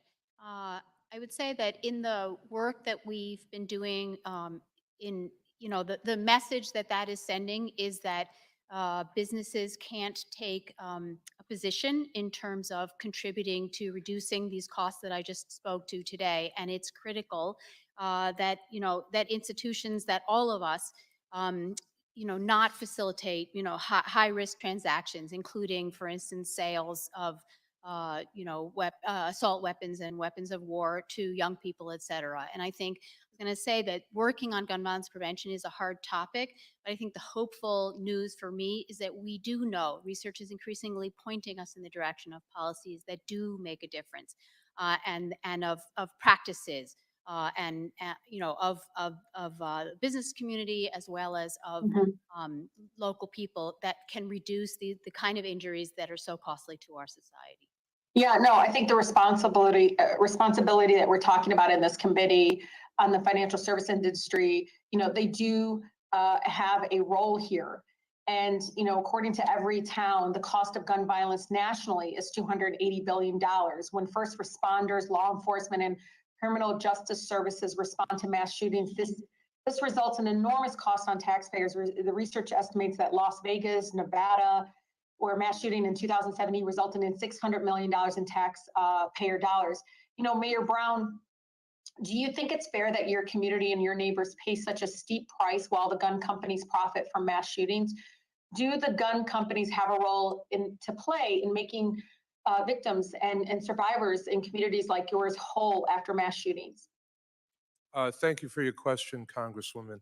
I don't think that it's fair that communities like my community of Buffalo and other communities across the country that have suffered these mass shootings have to bear the financial burden of those shootings. I think the gun companies, the gun manufacturers do have a role to play, and I think it's important for there to be liability on the part of gun manufacturers for these terrible crimes that continue to play themselves out across the country. As members of Congress have stated today, over 340 mass shootings in this country this year alone. The financial consequences are devastating to communities, and I believe that gun manufacturers do have a role to play.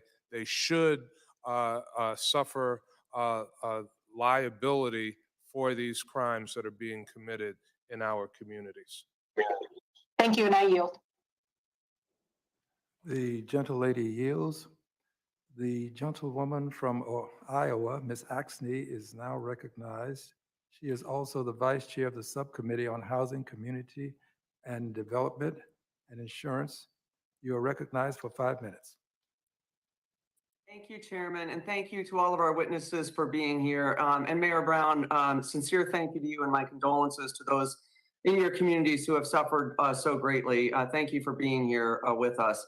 Of course, I want to start by saying that mass shootings and gun violence have a lot more direct impacts and much more tragic than what the economic impacts are, and those will always be more important. But of course, we are on Financial Services Committee, and we need to look at whatever impact these shootings are having on our communities because it's important to stop them, which is why I have said for years on end, we need an assault weapons ban back in place. Just this year, Iowans have seen 3 people die outside a church in Ames very recently, 12 people shot in April in Cedar Rapids, and a 15-year-old killed and 2 others shot outside a high school in Des Moines, right in my district. That was just a few blocks from our state capitol. And unfortunately, I had a teletown hall a couple weeks ago where one of those students at East High School called asking what Congress had done and what Congress could do more so that we could fix this situation. And although I'm quite impressed that a 15-year-old is paying attention to politics and getting involved at such a young age, I almost started tearing up because it broke my heart that a 15-year-old had to call their congresswoman and say, what else can you do so I can feel safe and my family and my kids that I go to school with can feel safe? This is a tragedy of where we're at. So I'm thinking about these kids, and Dr. Singh, I want to ask you, you've studied the long-term economic impacts of school shootings on the students at these schools. I know this isn't going to be good news for us to hear, but what can you tell me about what you found? So looking specifically at the long-term economic outcomes, I'll focus on some of my research along with some of the other academic papers on this issue. What these papers show that after shootings, and this could be shootings where there are no fatalities, there's increased absenteeism. The students who are exposed are more likely to repeat a grade. When we look at the medium-term educational effects of these shootings, these students are less likely to go to college, are less likely to complete college. And of course, this would have longer term impacts. And this paper finds longer term impacts on earnings and the likelihood of being employed. So there's exposed students are less likely to be employed, and their earnings are also lower at the ages of 24 to 26 years. So there are long-term economic effects for these students who are exposed to gun violence in schools. Thank you. And are there steps that we can take to help there? So in one of my studies, we analyzed the effect of Safe Passage program in Chicago. And the reason we were studying Chicago is, as most of us in this room know, the crime around schools is really high. So what the city of Chicago did was they placed guards around schools. And these guards are civilians. They are not police officers. And they are placed for like 2 to 3 hours in the morning and 2 to 3 hours in the afternoon. So basically during the arrival and dismissal times. And that helps reduce violent crime. And the programs was effective. The effects persisted for even 3 years after the program was implemented. It was cost effective to do it because these are basically parents and adults from the community who are doing this community monitoring. And the idea was having these more eyes on the street might help reduce crime, basically deter students from loitering around. They go to school more, and it also helped improve attendance. So we not only see improvement in violent crime, but also that these students start going to school more often. So the obvious question is, what really is going on here, and why is this program effective? One of the conjectures Had to be on the phone with a wife for a minute. Because these are people from the community, they really know the students, and we find higher effects for the high school students. So they go to school, and instead of committing a crime or getting involved in criminal activities, they're attending the classes. Thank you. Yeah, Fudd, man, I watched a lot of videos in the last, or a lot of live streams, not videos, but live streams, because these idiots were posting all their shit on live. But, or a few of them anyway, where BLM and all Antifa and whoever else went to march to these neighborhoods, and everybody in the neighborhood was standing out there armed and was basically telling them, you start some shit, fuck around, find out. And needless to say, there were no fires set in those neighborhoods. Like Bull just said, a armed society is a polite society. And proof of me, man, I find myself being a hell of a lot more polite when I am carrying, and I am always carrying. So my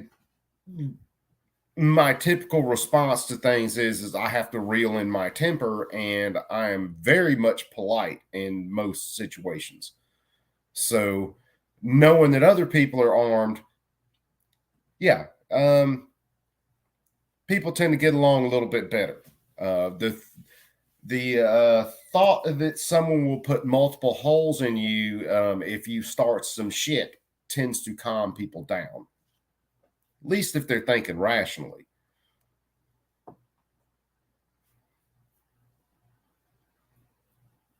Yeah, Fudd. It's amazing how all those pallets, and I saw it in a bunch of live streams.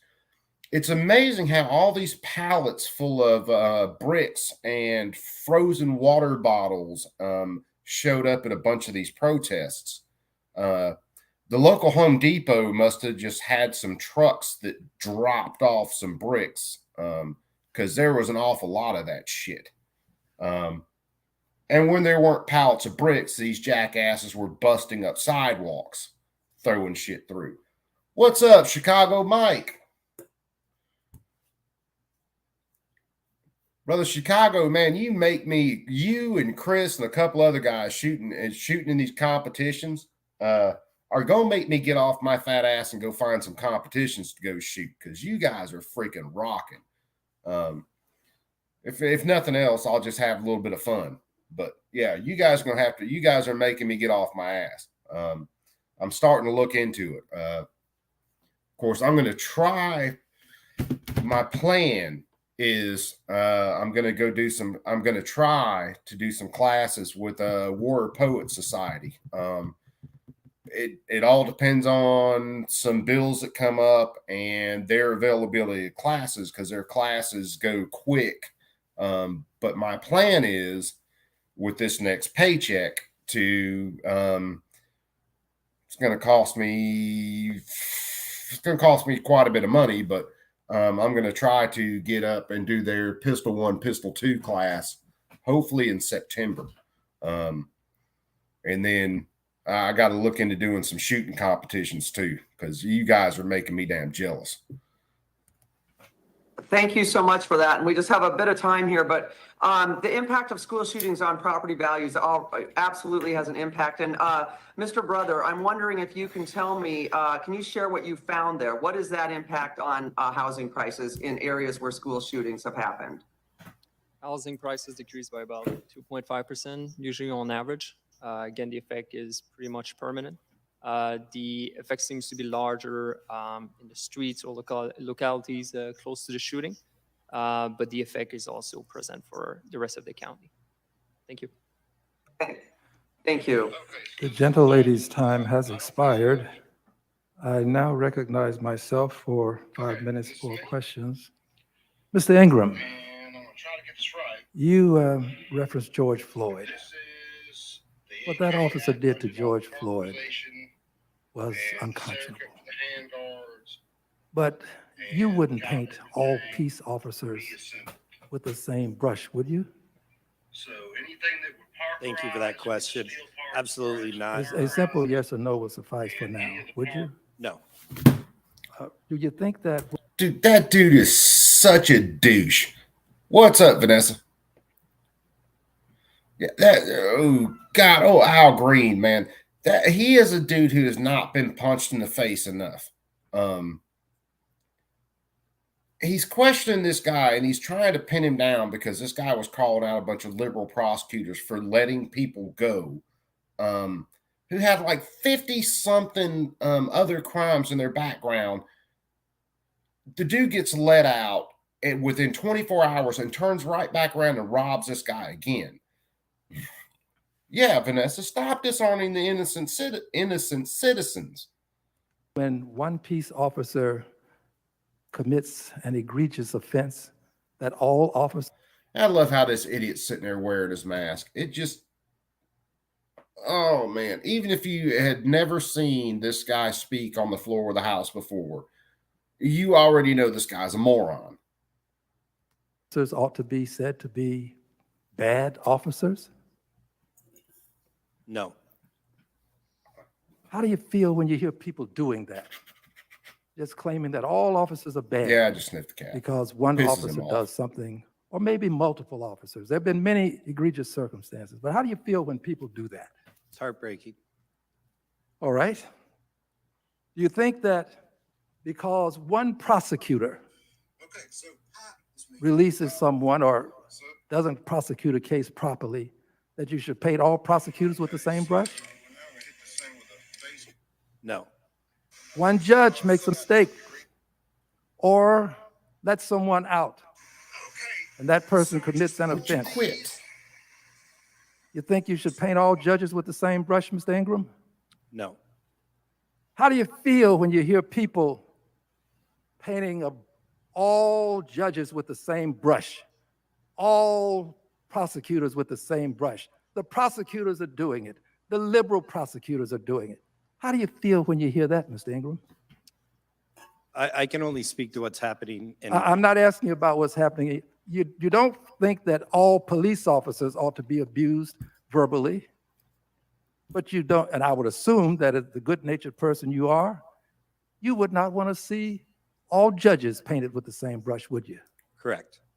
Thank you. I appreciate you helping me to help my colleagues better understand that they shouldn't do that. Now, Mayor, I thank you for being here again. The business community.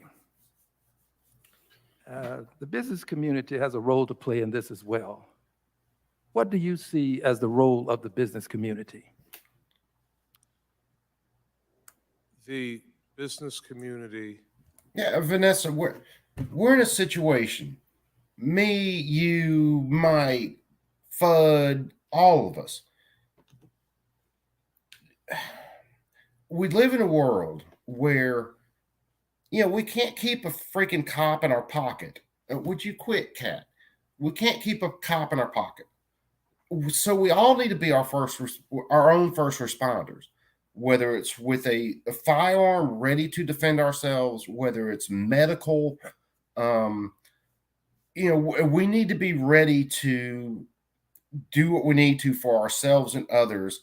And the cops aren't the first responders. The EMS, they're not the first responders. They are going to be secondary to what happens. They're going to be the second person there, the third person there. We call them first responders, but they're really not. We need to be ready for that. I want to take these classes with Warrior Poet up there, their Pistol 1, Pistol 2 class. My next classes that I want to take are medical classes. Whether I take it with them, whether I take it with someone else, I want to take a bunch of medical classes. Would you quit, Cat? You're killing me. He wants to be my co-host. But I want to improve my skills. Our medical stuff in general, I've had some training, and I've had to deal with quite a few different medical situations, and I usually do pretty well in those situations. So, I want to improve my firearms manipulation and training, and then I want to go improve my medical stuff. But you can't depend on the police. You can't depend on EMS. If something happens, like in one of these shooting events, EMS can get there, but they're not going to get to you until the police call the situation clear. And as we saw in Uvalde, the police in some cases are going to sit on their thumbs while the shooter does what they want. Yeah, tactical FUD. That's another class that I want to take is a Stop the Bleed class, which the ones that I found don't offer as much as I want.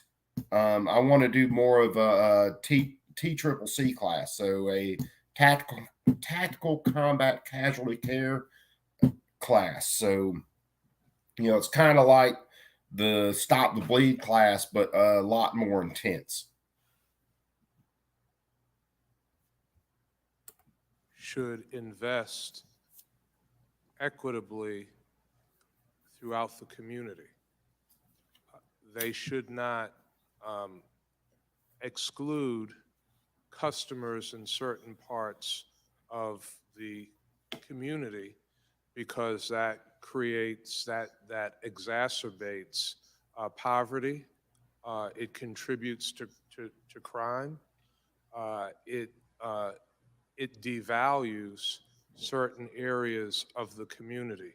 In Buffalo, in the mass shooting that we experienced, the top supermarket company was the first company almost 20 years Dude, ago. I got to lose some weight. I look like a supermarket, complete fat ass on these videos. That made a commitment to invest in an urban area of the city of Buffalo, in East Buffalo, that previously had been a food desert. And the investment in that store that I and others fought and negotiated to bring to that community became a center of community. People came there not only to shop, but to meet and spend time with friends. And so the crime that was committed there was a heinous act of racist violence. Mayor, let me intercede for just a moment. I only have 49 seconds thereabout. Do you think that the business community should take a public position as it relates to this violence, these mass shootings? Yes, I do. And Mayor, you have a Buffalo-Niagara partnership similar to a Chamber of Commerce. And I have a letter from them. They indicate earlier this year, the BNP. Yeah, I actually have lost some weight since probably last year. I can actually fit my fat ass back down into a 33 pant. But I still got more to lose. So I gotta start getting my happy ass back to a gym. Stepped out of the confines of our traditional advocacy priorities and brought together a coalition of several regional chambers of commerce across New York State to call on Congress to pass assault weapons ban.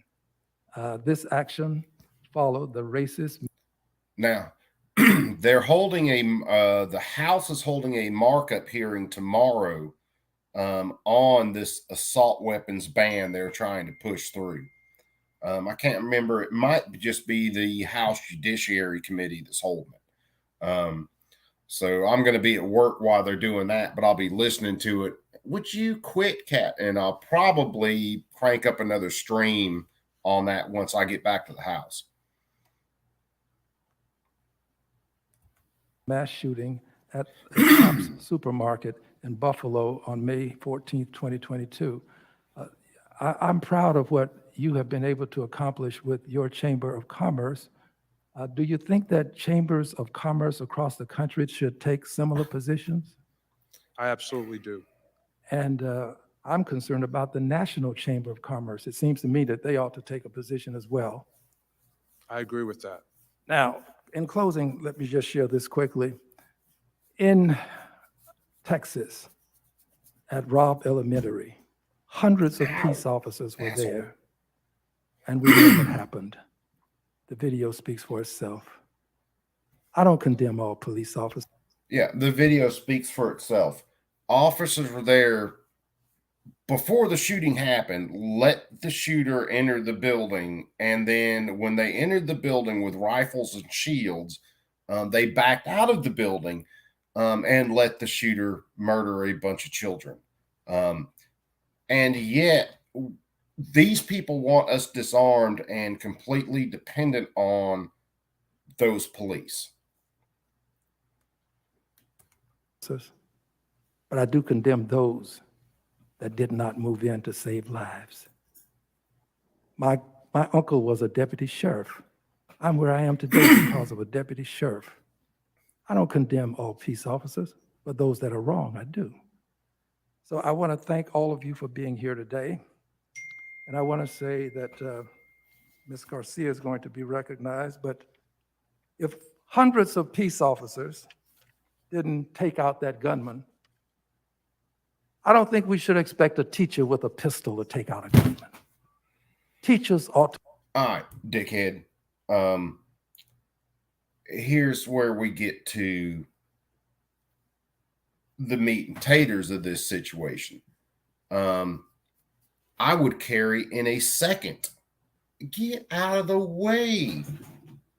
I would carry in a second to defend children. There are plenty of teachers out there who, regardless whether they're military or not, can get training and can defend their classroom. You can bet your ass I will do it. I'm not going to let someone walk in and start shooting students. And they have this idea that every teacher is going to have to be fucking Rambo and run down the hallways geared up to go engage a shooter. That's not the way it works. You pull your people back to an area that you can control, and you draw a line in that area, and nothing comes in that area that is a threat.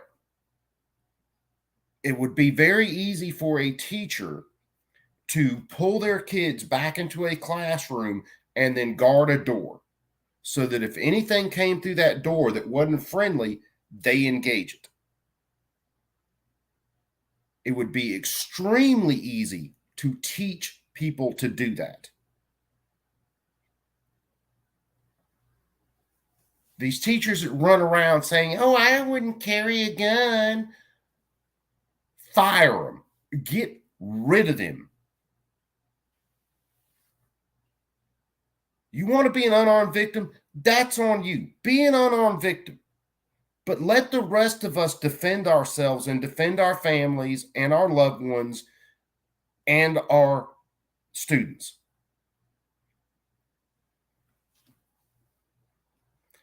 Dude, there are schools in New York. I watched a video on them at least 2 years ago where teachers and administrators in that school were armed. All of them concealed carry. You're talking about people, administrators, they're in their suit, they're decked out, they're looking good. Inside the waistband, they got a gun. They're ready to rock and roll to defend their students. That's the kind of administrators and teachers I want my children going to school with.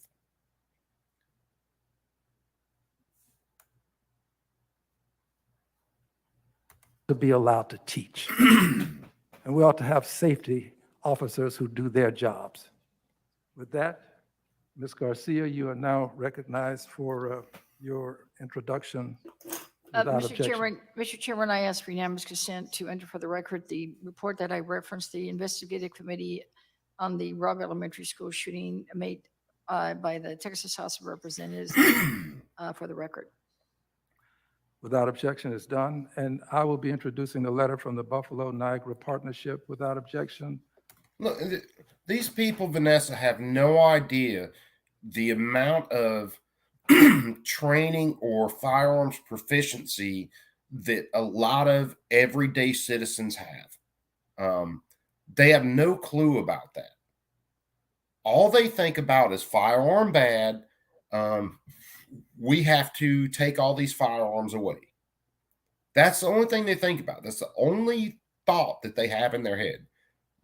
This guy Sunday that engaged a wannabe mass shooter and put that son of a bitch down. Would you quit, cat? Go. This guy who engaged that shooter and put that shooter down, they completely blow that off, and they're more worried about that guy having a concealed gun in the mall. These people are idiots. Also, I introduce without objection the economic cost of gun violence. And the chair would like to thank our witnesses for their testimony today. Without objection, all members will have 5 legislative days within which to submit additional written questions for the So this is the end of this which will be forwarded absolutely to the witnesses for their insanely response. painful I hearing. ask our witnesses to please respond as promptly as you. Luckily, Smash Time will be on Without in a objection, minute, all so that's members where I'm will going to have 5 bounce. legislative days within which to submit And extraneous I'll materials probably, to the chair you for guys will more inclusion than in the likely record. be there. We'll shoot the I shit in remind the members chat. that written questions and 'Cause materials for the record should be This submitted complete to mind-numbing email hearing address right provided here. to your offices. Damn, I didn't know This you were there. hearing Hold on. is now adjourned. There he is. What's up, cuz? Hey, what's going on? Oh, ain't nothing but another day, brother. Get out of my face. No, so how'd you like that little slice of hell? That shit was retarded, man. Oh, yeah, man. It's That's, absolutely retarded. Yeah, it's just the, I don't know, man. It's like that Uvalde shit. I watched the video on it earlier this morning, and or not this morning, but last night. Yeah, because they had a breakdown. I forget whose channel it was, but they had a breakdown of it, and it was pretty goddamn sickening. Like, it made me nauseous, dude. Like how like fucked up that it was handled. I mean, dude, it's insane. This kid, this piece of crap. First of all, he shot his grandmother. I guess his grandmother survived. He posts on social media that he just shot her. He takes off, I guess, in her truck, crashes in front of the school because apparently this little shithead can't drive. He shoots at people across the road from where he crashes. Police that are at the school see that. They run. That kid fires a magazine. He fires at least 30 rounds as he's walking towards the school. An officer is there with him in his sights before he enters the school and doesn't engage him because apparently he's waiting on the okay to shoot the shithead. Yeah, he's waiting. And He's waiting on a. Yeah, and lets that little piece of shit enter the building and go murder kids. There are police in the school armed with rifles and shields within 2 minutes of him entering the school, and they back out and they let him keep shooting. Yeah. Yeah, that Well, whole I don't know. situation is. I think the ballistic shield showed up like 30 or 40 minutes later, but it's irrelevant because those officers had body armor, and it wouldn't have taken that many people to engage that guy. And they come to find out that he was hiding in a fucking closet. They don't know how long inside the classroom. They don't know how long he was in that class or inside that closet, but apparently he was hiding from them. So he was waiting on them to come in. And I'm just this classroom had multiple ways to engage the shooter. It was on an outside wall, for God's sake. You had windows you could have shot through. Yeah. That whole situation, not to mention the fact that he was known to law enforcement before he even did it. He had interactions with law enforcement, I think all the way up to the FBI before he even committed the shooting. Probably. That whole situation is dirty. Yeah. The timing of it, the contacts with law enforcement before it happened, that whole situation is dirty as fuck. Yeah, you can't. I think it's pretty obvious now. You can't rely on law enforcement to with your safety. No, you can't. And the thing about it is, like with teachers having concealed carry guns and stuff while they're at class. I don't know. It's like they can do it if they want, but here's like the thing about it is too. It's like you're kind of putting the cart before the horse on that shit because like there are security processes that the adults inside these and the adults, the teachers, the administrators can implement inside these schools to not even let people in there to prevent that kind of shit from happening. Like the thing they found out like one of the teachers, she kicked the rock out from one of the entrance doors of the school and it closed, but it didn't lock. Yeah. The door had been propped open, but there was no way to lock the door from the inside. Yeah. And she didn't double check it anyway, but it's just like, it's simple stuff like that. Like simple shit like that. Like everyone wants to jump to teachers having guns and stuff, which is fine. I don't care. But the thing is, it's like you're skipping over a lot of other steps, man. There's like a lot. I mean, there's a lot of other security processes that could take place and that can be implemented before that even comes to a teacher having wanting to carry a gun. Yeah, I would. I don't give a shit. I've been carrying for years, so I don't care. But, teachers are the last line of defense. That's you have a bunch of dominoes that have to fall before the teachers will have to step up. Yeah. Simple as having doors you can lock from the inside. Yeah. That's something that it baffles me because we've looked at this situation since Columbine. Mm-hmm. There's these situations have been just done to death, excuse the pun, where we've gone through all the things that can be done to basically negate a shooter, like even having bulletproof glass around entryways.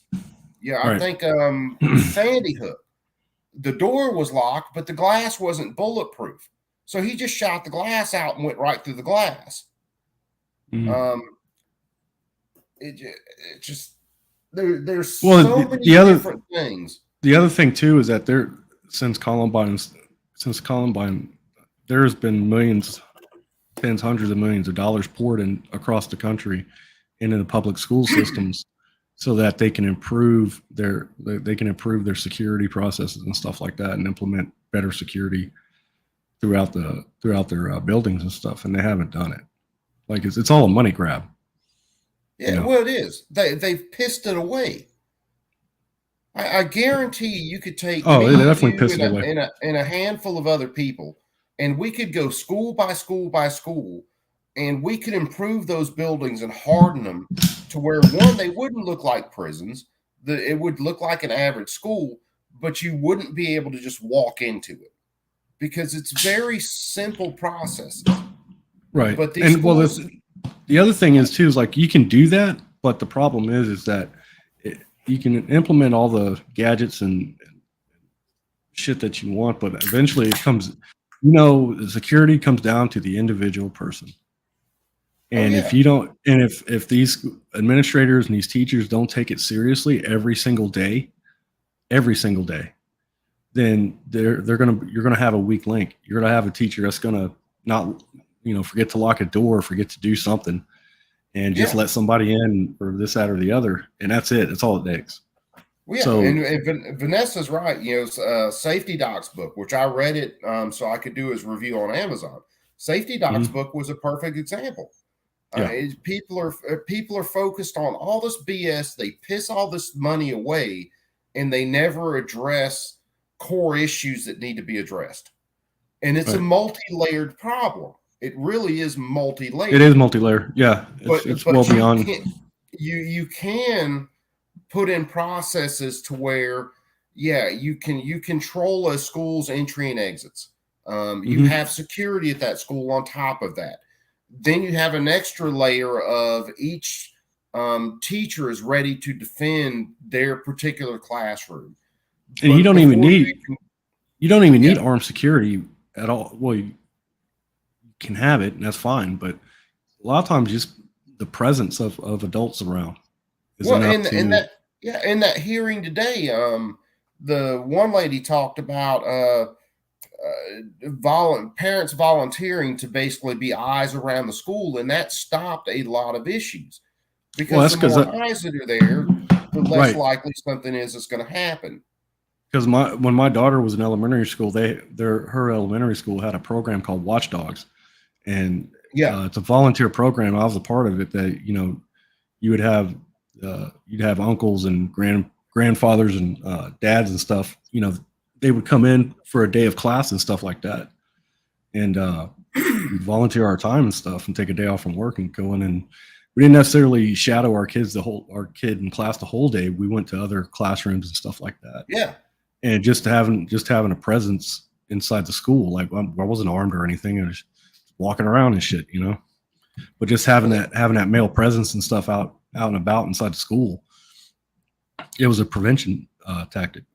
Yeah, and the thing is, and you can. There's so many different things you can do, but the major point behind it is you make it to where these shooters can't just walk into a school.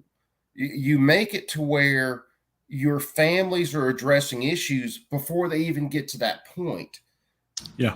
And the Democrats' focus is all about just the tool that's being used, and that's all they want to try to address. Well, that's the ideal. Like you want the people who need mental help to get that mental health help. But the problem with that is that like our mental health network in this country is broken. It's almost non-existent. It's absolutely retarded. That happens. It's like you can't place people who you think are crazy. You just can't place them involuntarily into a mental health hospital anymore. Like the only way you do it is by a judge. Judge has to order it. You can still have people involuntarily committed. But it's temporary. Well, you can put them under a hold where they can be evaluated. But see, here's but that hold's only like 48 or 72 hours. It's 48 or 72. Yeah. Under Reagan, they completely destroyed our mental health system. Kennedy started it. we've taken so much money to incarcerate people, when a lot of the times you wouldn't have to incarcerate them if you actually got a mental health treatment, and then you could turn them back into a functional person again. And there are very real, very personal experiences I've had with situations where people were incarcerated, and they didn't need to be in a prison. They needed to be in a mental institution. Yeah. Oh yeah, I'm definitely. talking about people that would just fucking growl at you. Yeah. They weren't right in the head. Yeah, they're But not if you criminally crazy, but they still are they're still a they can hurt themselves or other people, you know. yeah, and that's part of the reason that they shipped them off to a prison just to fucking house them, when you could have alleviated that problem if you had just treated them in the first place. Mm. You know, there's a lot of things we could do in this country where we're throwing money down fucking rabbit holes, Yeah. and we could be using it in actual functional ways that would be helping society. Well, that's because And our you're mental health giving system is a perfect you're example. giving money, like as far as the administrators in these school districts are concerned, you're giving a shit ton of money to people who have no idea what the hell they're supposed to do with it or spend on it or spend with it. Like these people are educational administrators. They're not fucking security admin or anything like, or security experts. So they don't No, know, and you know, like I they said, don't you know. could take a handful of us, Vanessa, me, you, Fudd, anybody, any of us. We could go to schools and we could we could walk through a school and we could show you every inadequacy they have in that school. Yeah, that's not And hard. if you actually got contractors in there that weren't just sucking off the tit of the state, you could fix those schools for very little money. It Mhm. wouldn't be all that expensive. Most of to that investment would go into training the staff there, the teachers and A administration and lot of stuff. it, yeah.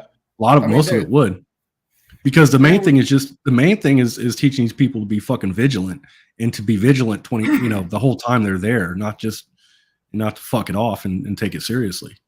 Yeah. Like it would be more. You'd have to put more resources and training into the actual people than any of the gadgets that you'd want to implement.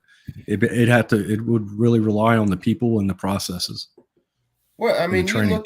you look at something as simple as, say, an open campus college, and I've been to a couple colleges where you have an open campus. All right, we have warning systems for everything on the damn planet, tornadoes, all this shit, bad weather.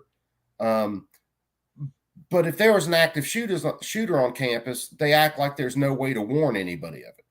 And now Well, they finally started some text alerts. Yeah, because and even stuff when I was like going that. to college, there was an incident. It was on one of the days off that I didn't go on campus, but I got a text message that said there was like a stabbing or some shit on the campus property. I've been through, in the two colleges I've been through probably 3 to 4 lockdowns. Now, at one college, the lockdowns were pretty straightforward. They did a pretty good job of locking it down. The other college is I won't say the campus is more spread out, but it's a bit more open. And the last lockdown we went through, there were I think 3 people that were being transferred by a sheriff, and they somehow got out of the car and took off near the college. And that lockdown was a complete fucking joke. I looked out, and you have administrators that are unarmed riding around on golf carts during a supposed lockdown. It was a complete shit show. There are ways. Hell, you can have warning systems up around the college to warn students not to get out of your vehicle, to just go on and drive off instead of trying to walk in building. There are tons of different things that could have been done instead of that shit show. It was a freaking joke. I mean, if the people that got away from these sheriffs, and like I said, I think there were 3 of them, and they actually got on campus and wanted to take hostages, it was a fucking target-rich environment. They could have very Well, easily. they weren't armed, were they? They weren't armed, were they? As far as I know, they weren't. They just kicked out windows of the car, and when the car pulled over, they got out. They got their restraints off. But still, if they had done like one of the other prison breaks that happened a couple of years ago and had actually taken the sheriff's gun and got out, then you have armed people running around, and you have a fucking clown show of people riding around on golf carts in the middle of what's supposed to be a lockdown. Yeah. If there was an active shooter in a situation like that, it would have just been nuts. They would have had their complete run of the whole show. No, I think I don't know, might be mistaken, but I'm pretty sure like University of Texas campus, I think Texas A&M too, have allowed they've allowed concealed carry on their campus now, on the campuses now. So the college over here near me, I don't think they allow carry on or carry in the buildings, because Alabama basically said you can carry how the fuck did that happen? But the college themselves had the choices of whether or not students could carry in buildings. Now, I mean, I carry anyway. Are there students going to carry in buildings? Yes, there are. Students are going to carry in buildings. Do I have any issue with it? Fuck no. Because we've had threats from people at colleges where they were going to blow up buildings, or they were going to come in and they were going to shoot you. And we had one guy not too long back who we got emails about. He'd been in prison, I think, for murder already, got out, and was out. I guess they were at a party. He just drilled a dude dead in the damn face and killed him. But he was a student at the college at the time. So we get emails about him. Hey, be on the lookout for so-and-so, possibly armed, dangerous, whatever. But he, if he wanted to walk on campus and start shooting people,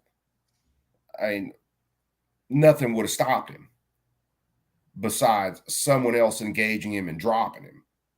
Yeah. That's ultimately what it comes down to, though. Well, none of these mass shootings have just been stopped by the shooter putting down his gun and walking away. It's always been stopped by someone else showing up with a gun. Yeah. Well, you saw that recently in that mall incident too. That fucking kid plugged that dude at 40 yards, man, with a concealed carry fucking gun, dude. I'm like, that's pretty. I don't know about you. That's pretty impressive. At 40 yards. Oh yeah. 40 three and a half inch barrel, like that. 3.5 inch barrel, and he put 10 rounds in him and didn't lose one. Jeez. Dude, I didn't realize how many rounds he put on target, but I knew he put 10 rounds. I think like 10 rounds in him. Yeah. Yeah. That's amazing. Even the sheriffs and stuff. Yeah. Even the sheriffs and stuff after watching the video said, he engaged the shooter, pushed his girlfriend down to get her out of the way, engaged the shooter, and then of course was moving towards the shooter and telling everybody else to get out of the way and directing people to move and stuff like that. Now, he's had to have some tactical training before, or recent or a lot of it, because the way he sounded like he carried himself through that, because you just can't do that without training. Dude, there's enough information out there where if you took it seriously, you wouldn't necessarily have to go to a training class to be able to do that. I agree with that. You just have to have that mindset. You have to, and I'm sure you do, and I'm sure a lot of other people do. You game things out in your head every day, no matter where you're at, what you would do in a given situation. All the time when I'm going somewhere, like even being in Walmart. Well, if there was an active shooter in that situation, what am I going to do no matter where I'm at in the store? Well, that all goes to situational awareness, though, which is it's a fundamental thing to keeping yourself safe. My deal is if I'm not near a door or an exit, I might pull back to, say, a customer service desk. I might pull back to the bathrooms. Either way, I'm going to pull back to an area. If I'm stuck in the store, I'm going to pull back to an area where I have very limited means of someone getting to me, and I'm going to control that area.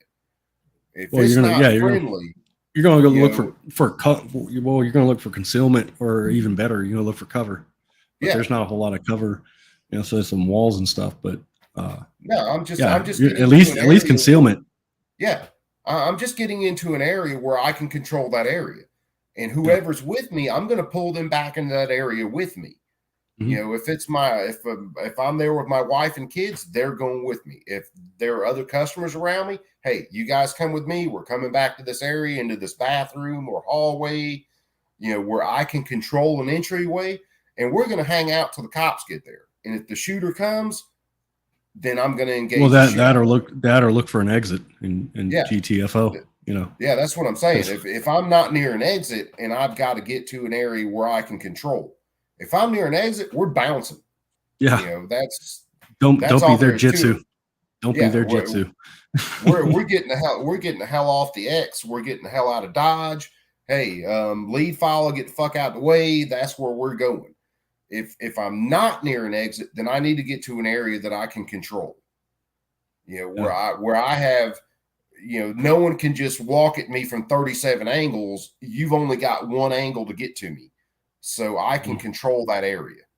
And that's a typical thought whenever I'm somewhere. So, but I tell you what, brother, I'm going to drop this and hit the head real fast, and then I'm going to bounce over to smashes. Okie dokie. Sounds good. All right, brother. We'll catch y'all after a while. Later.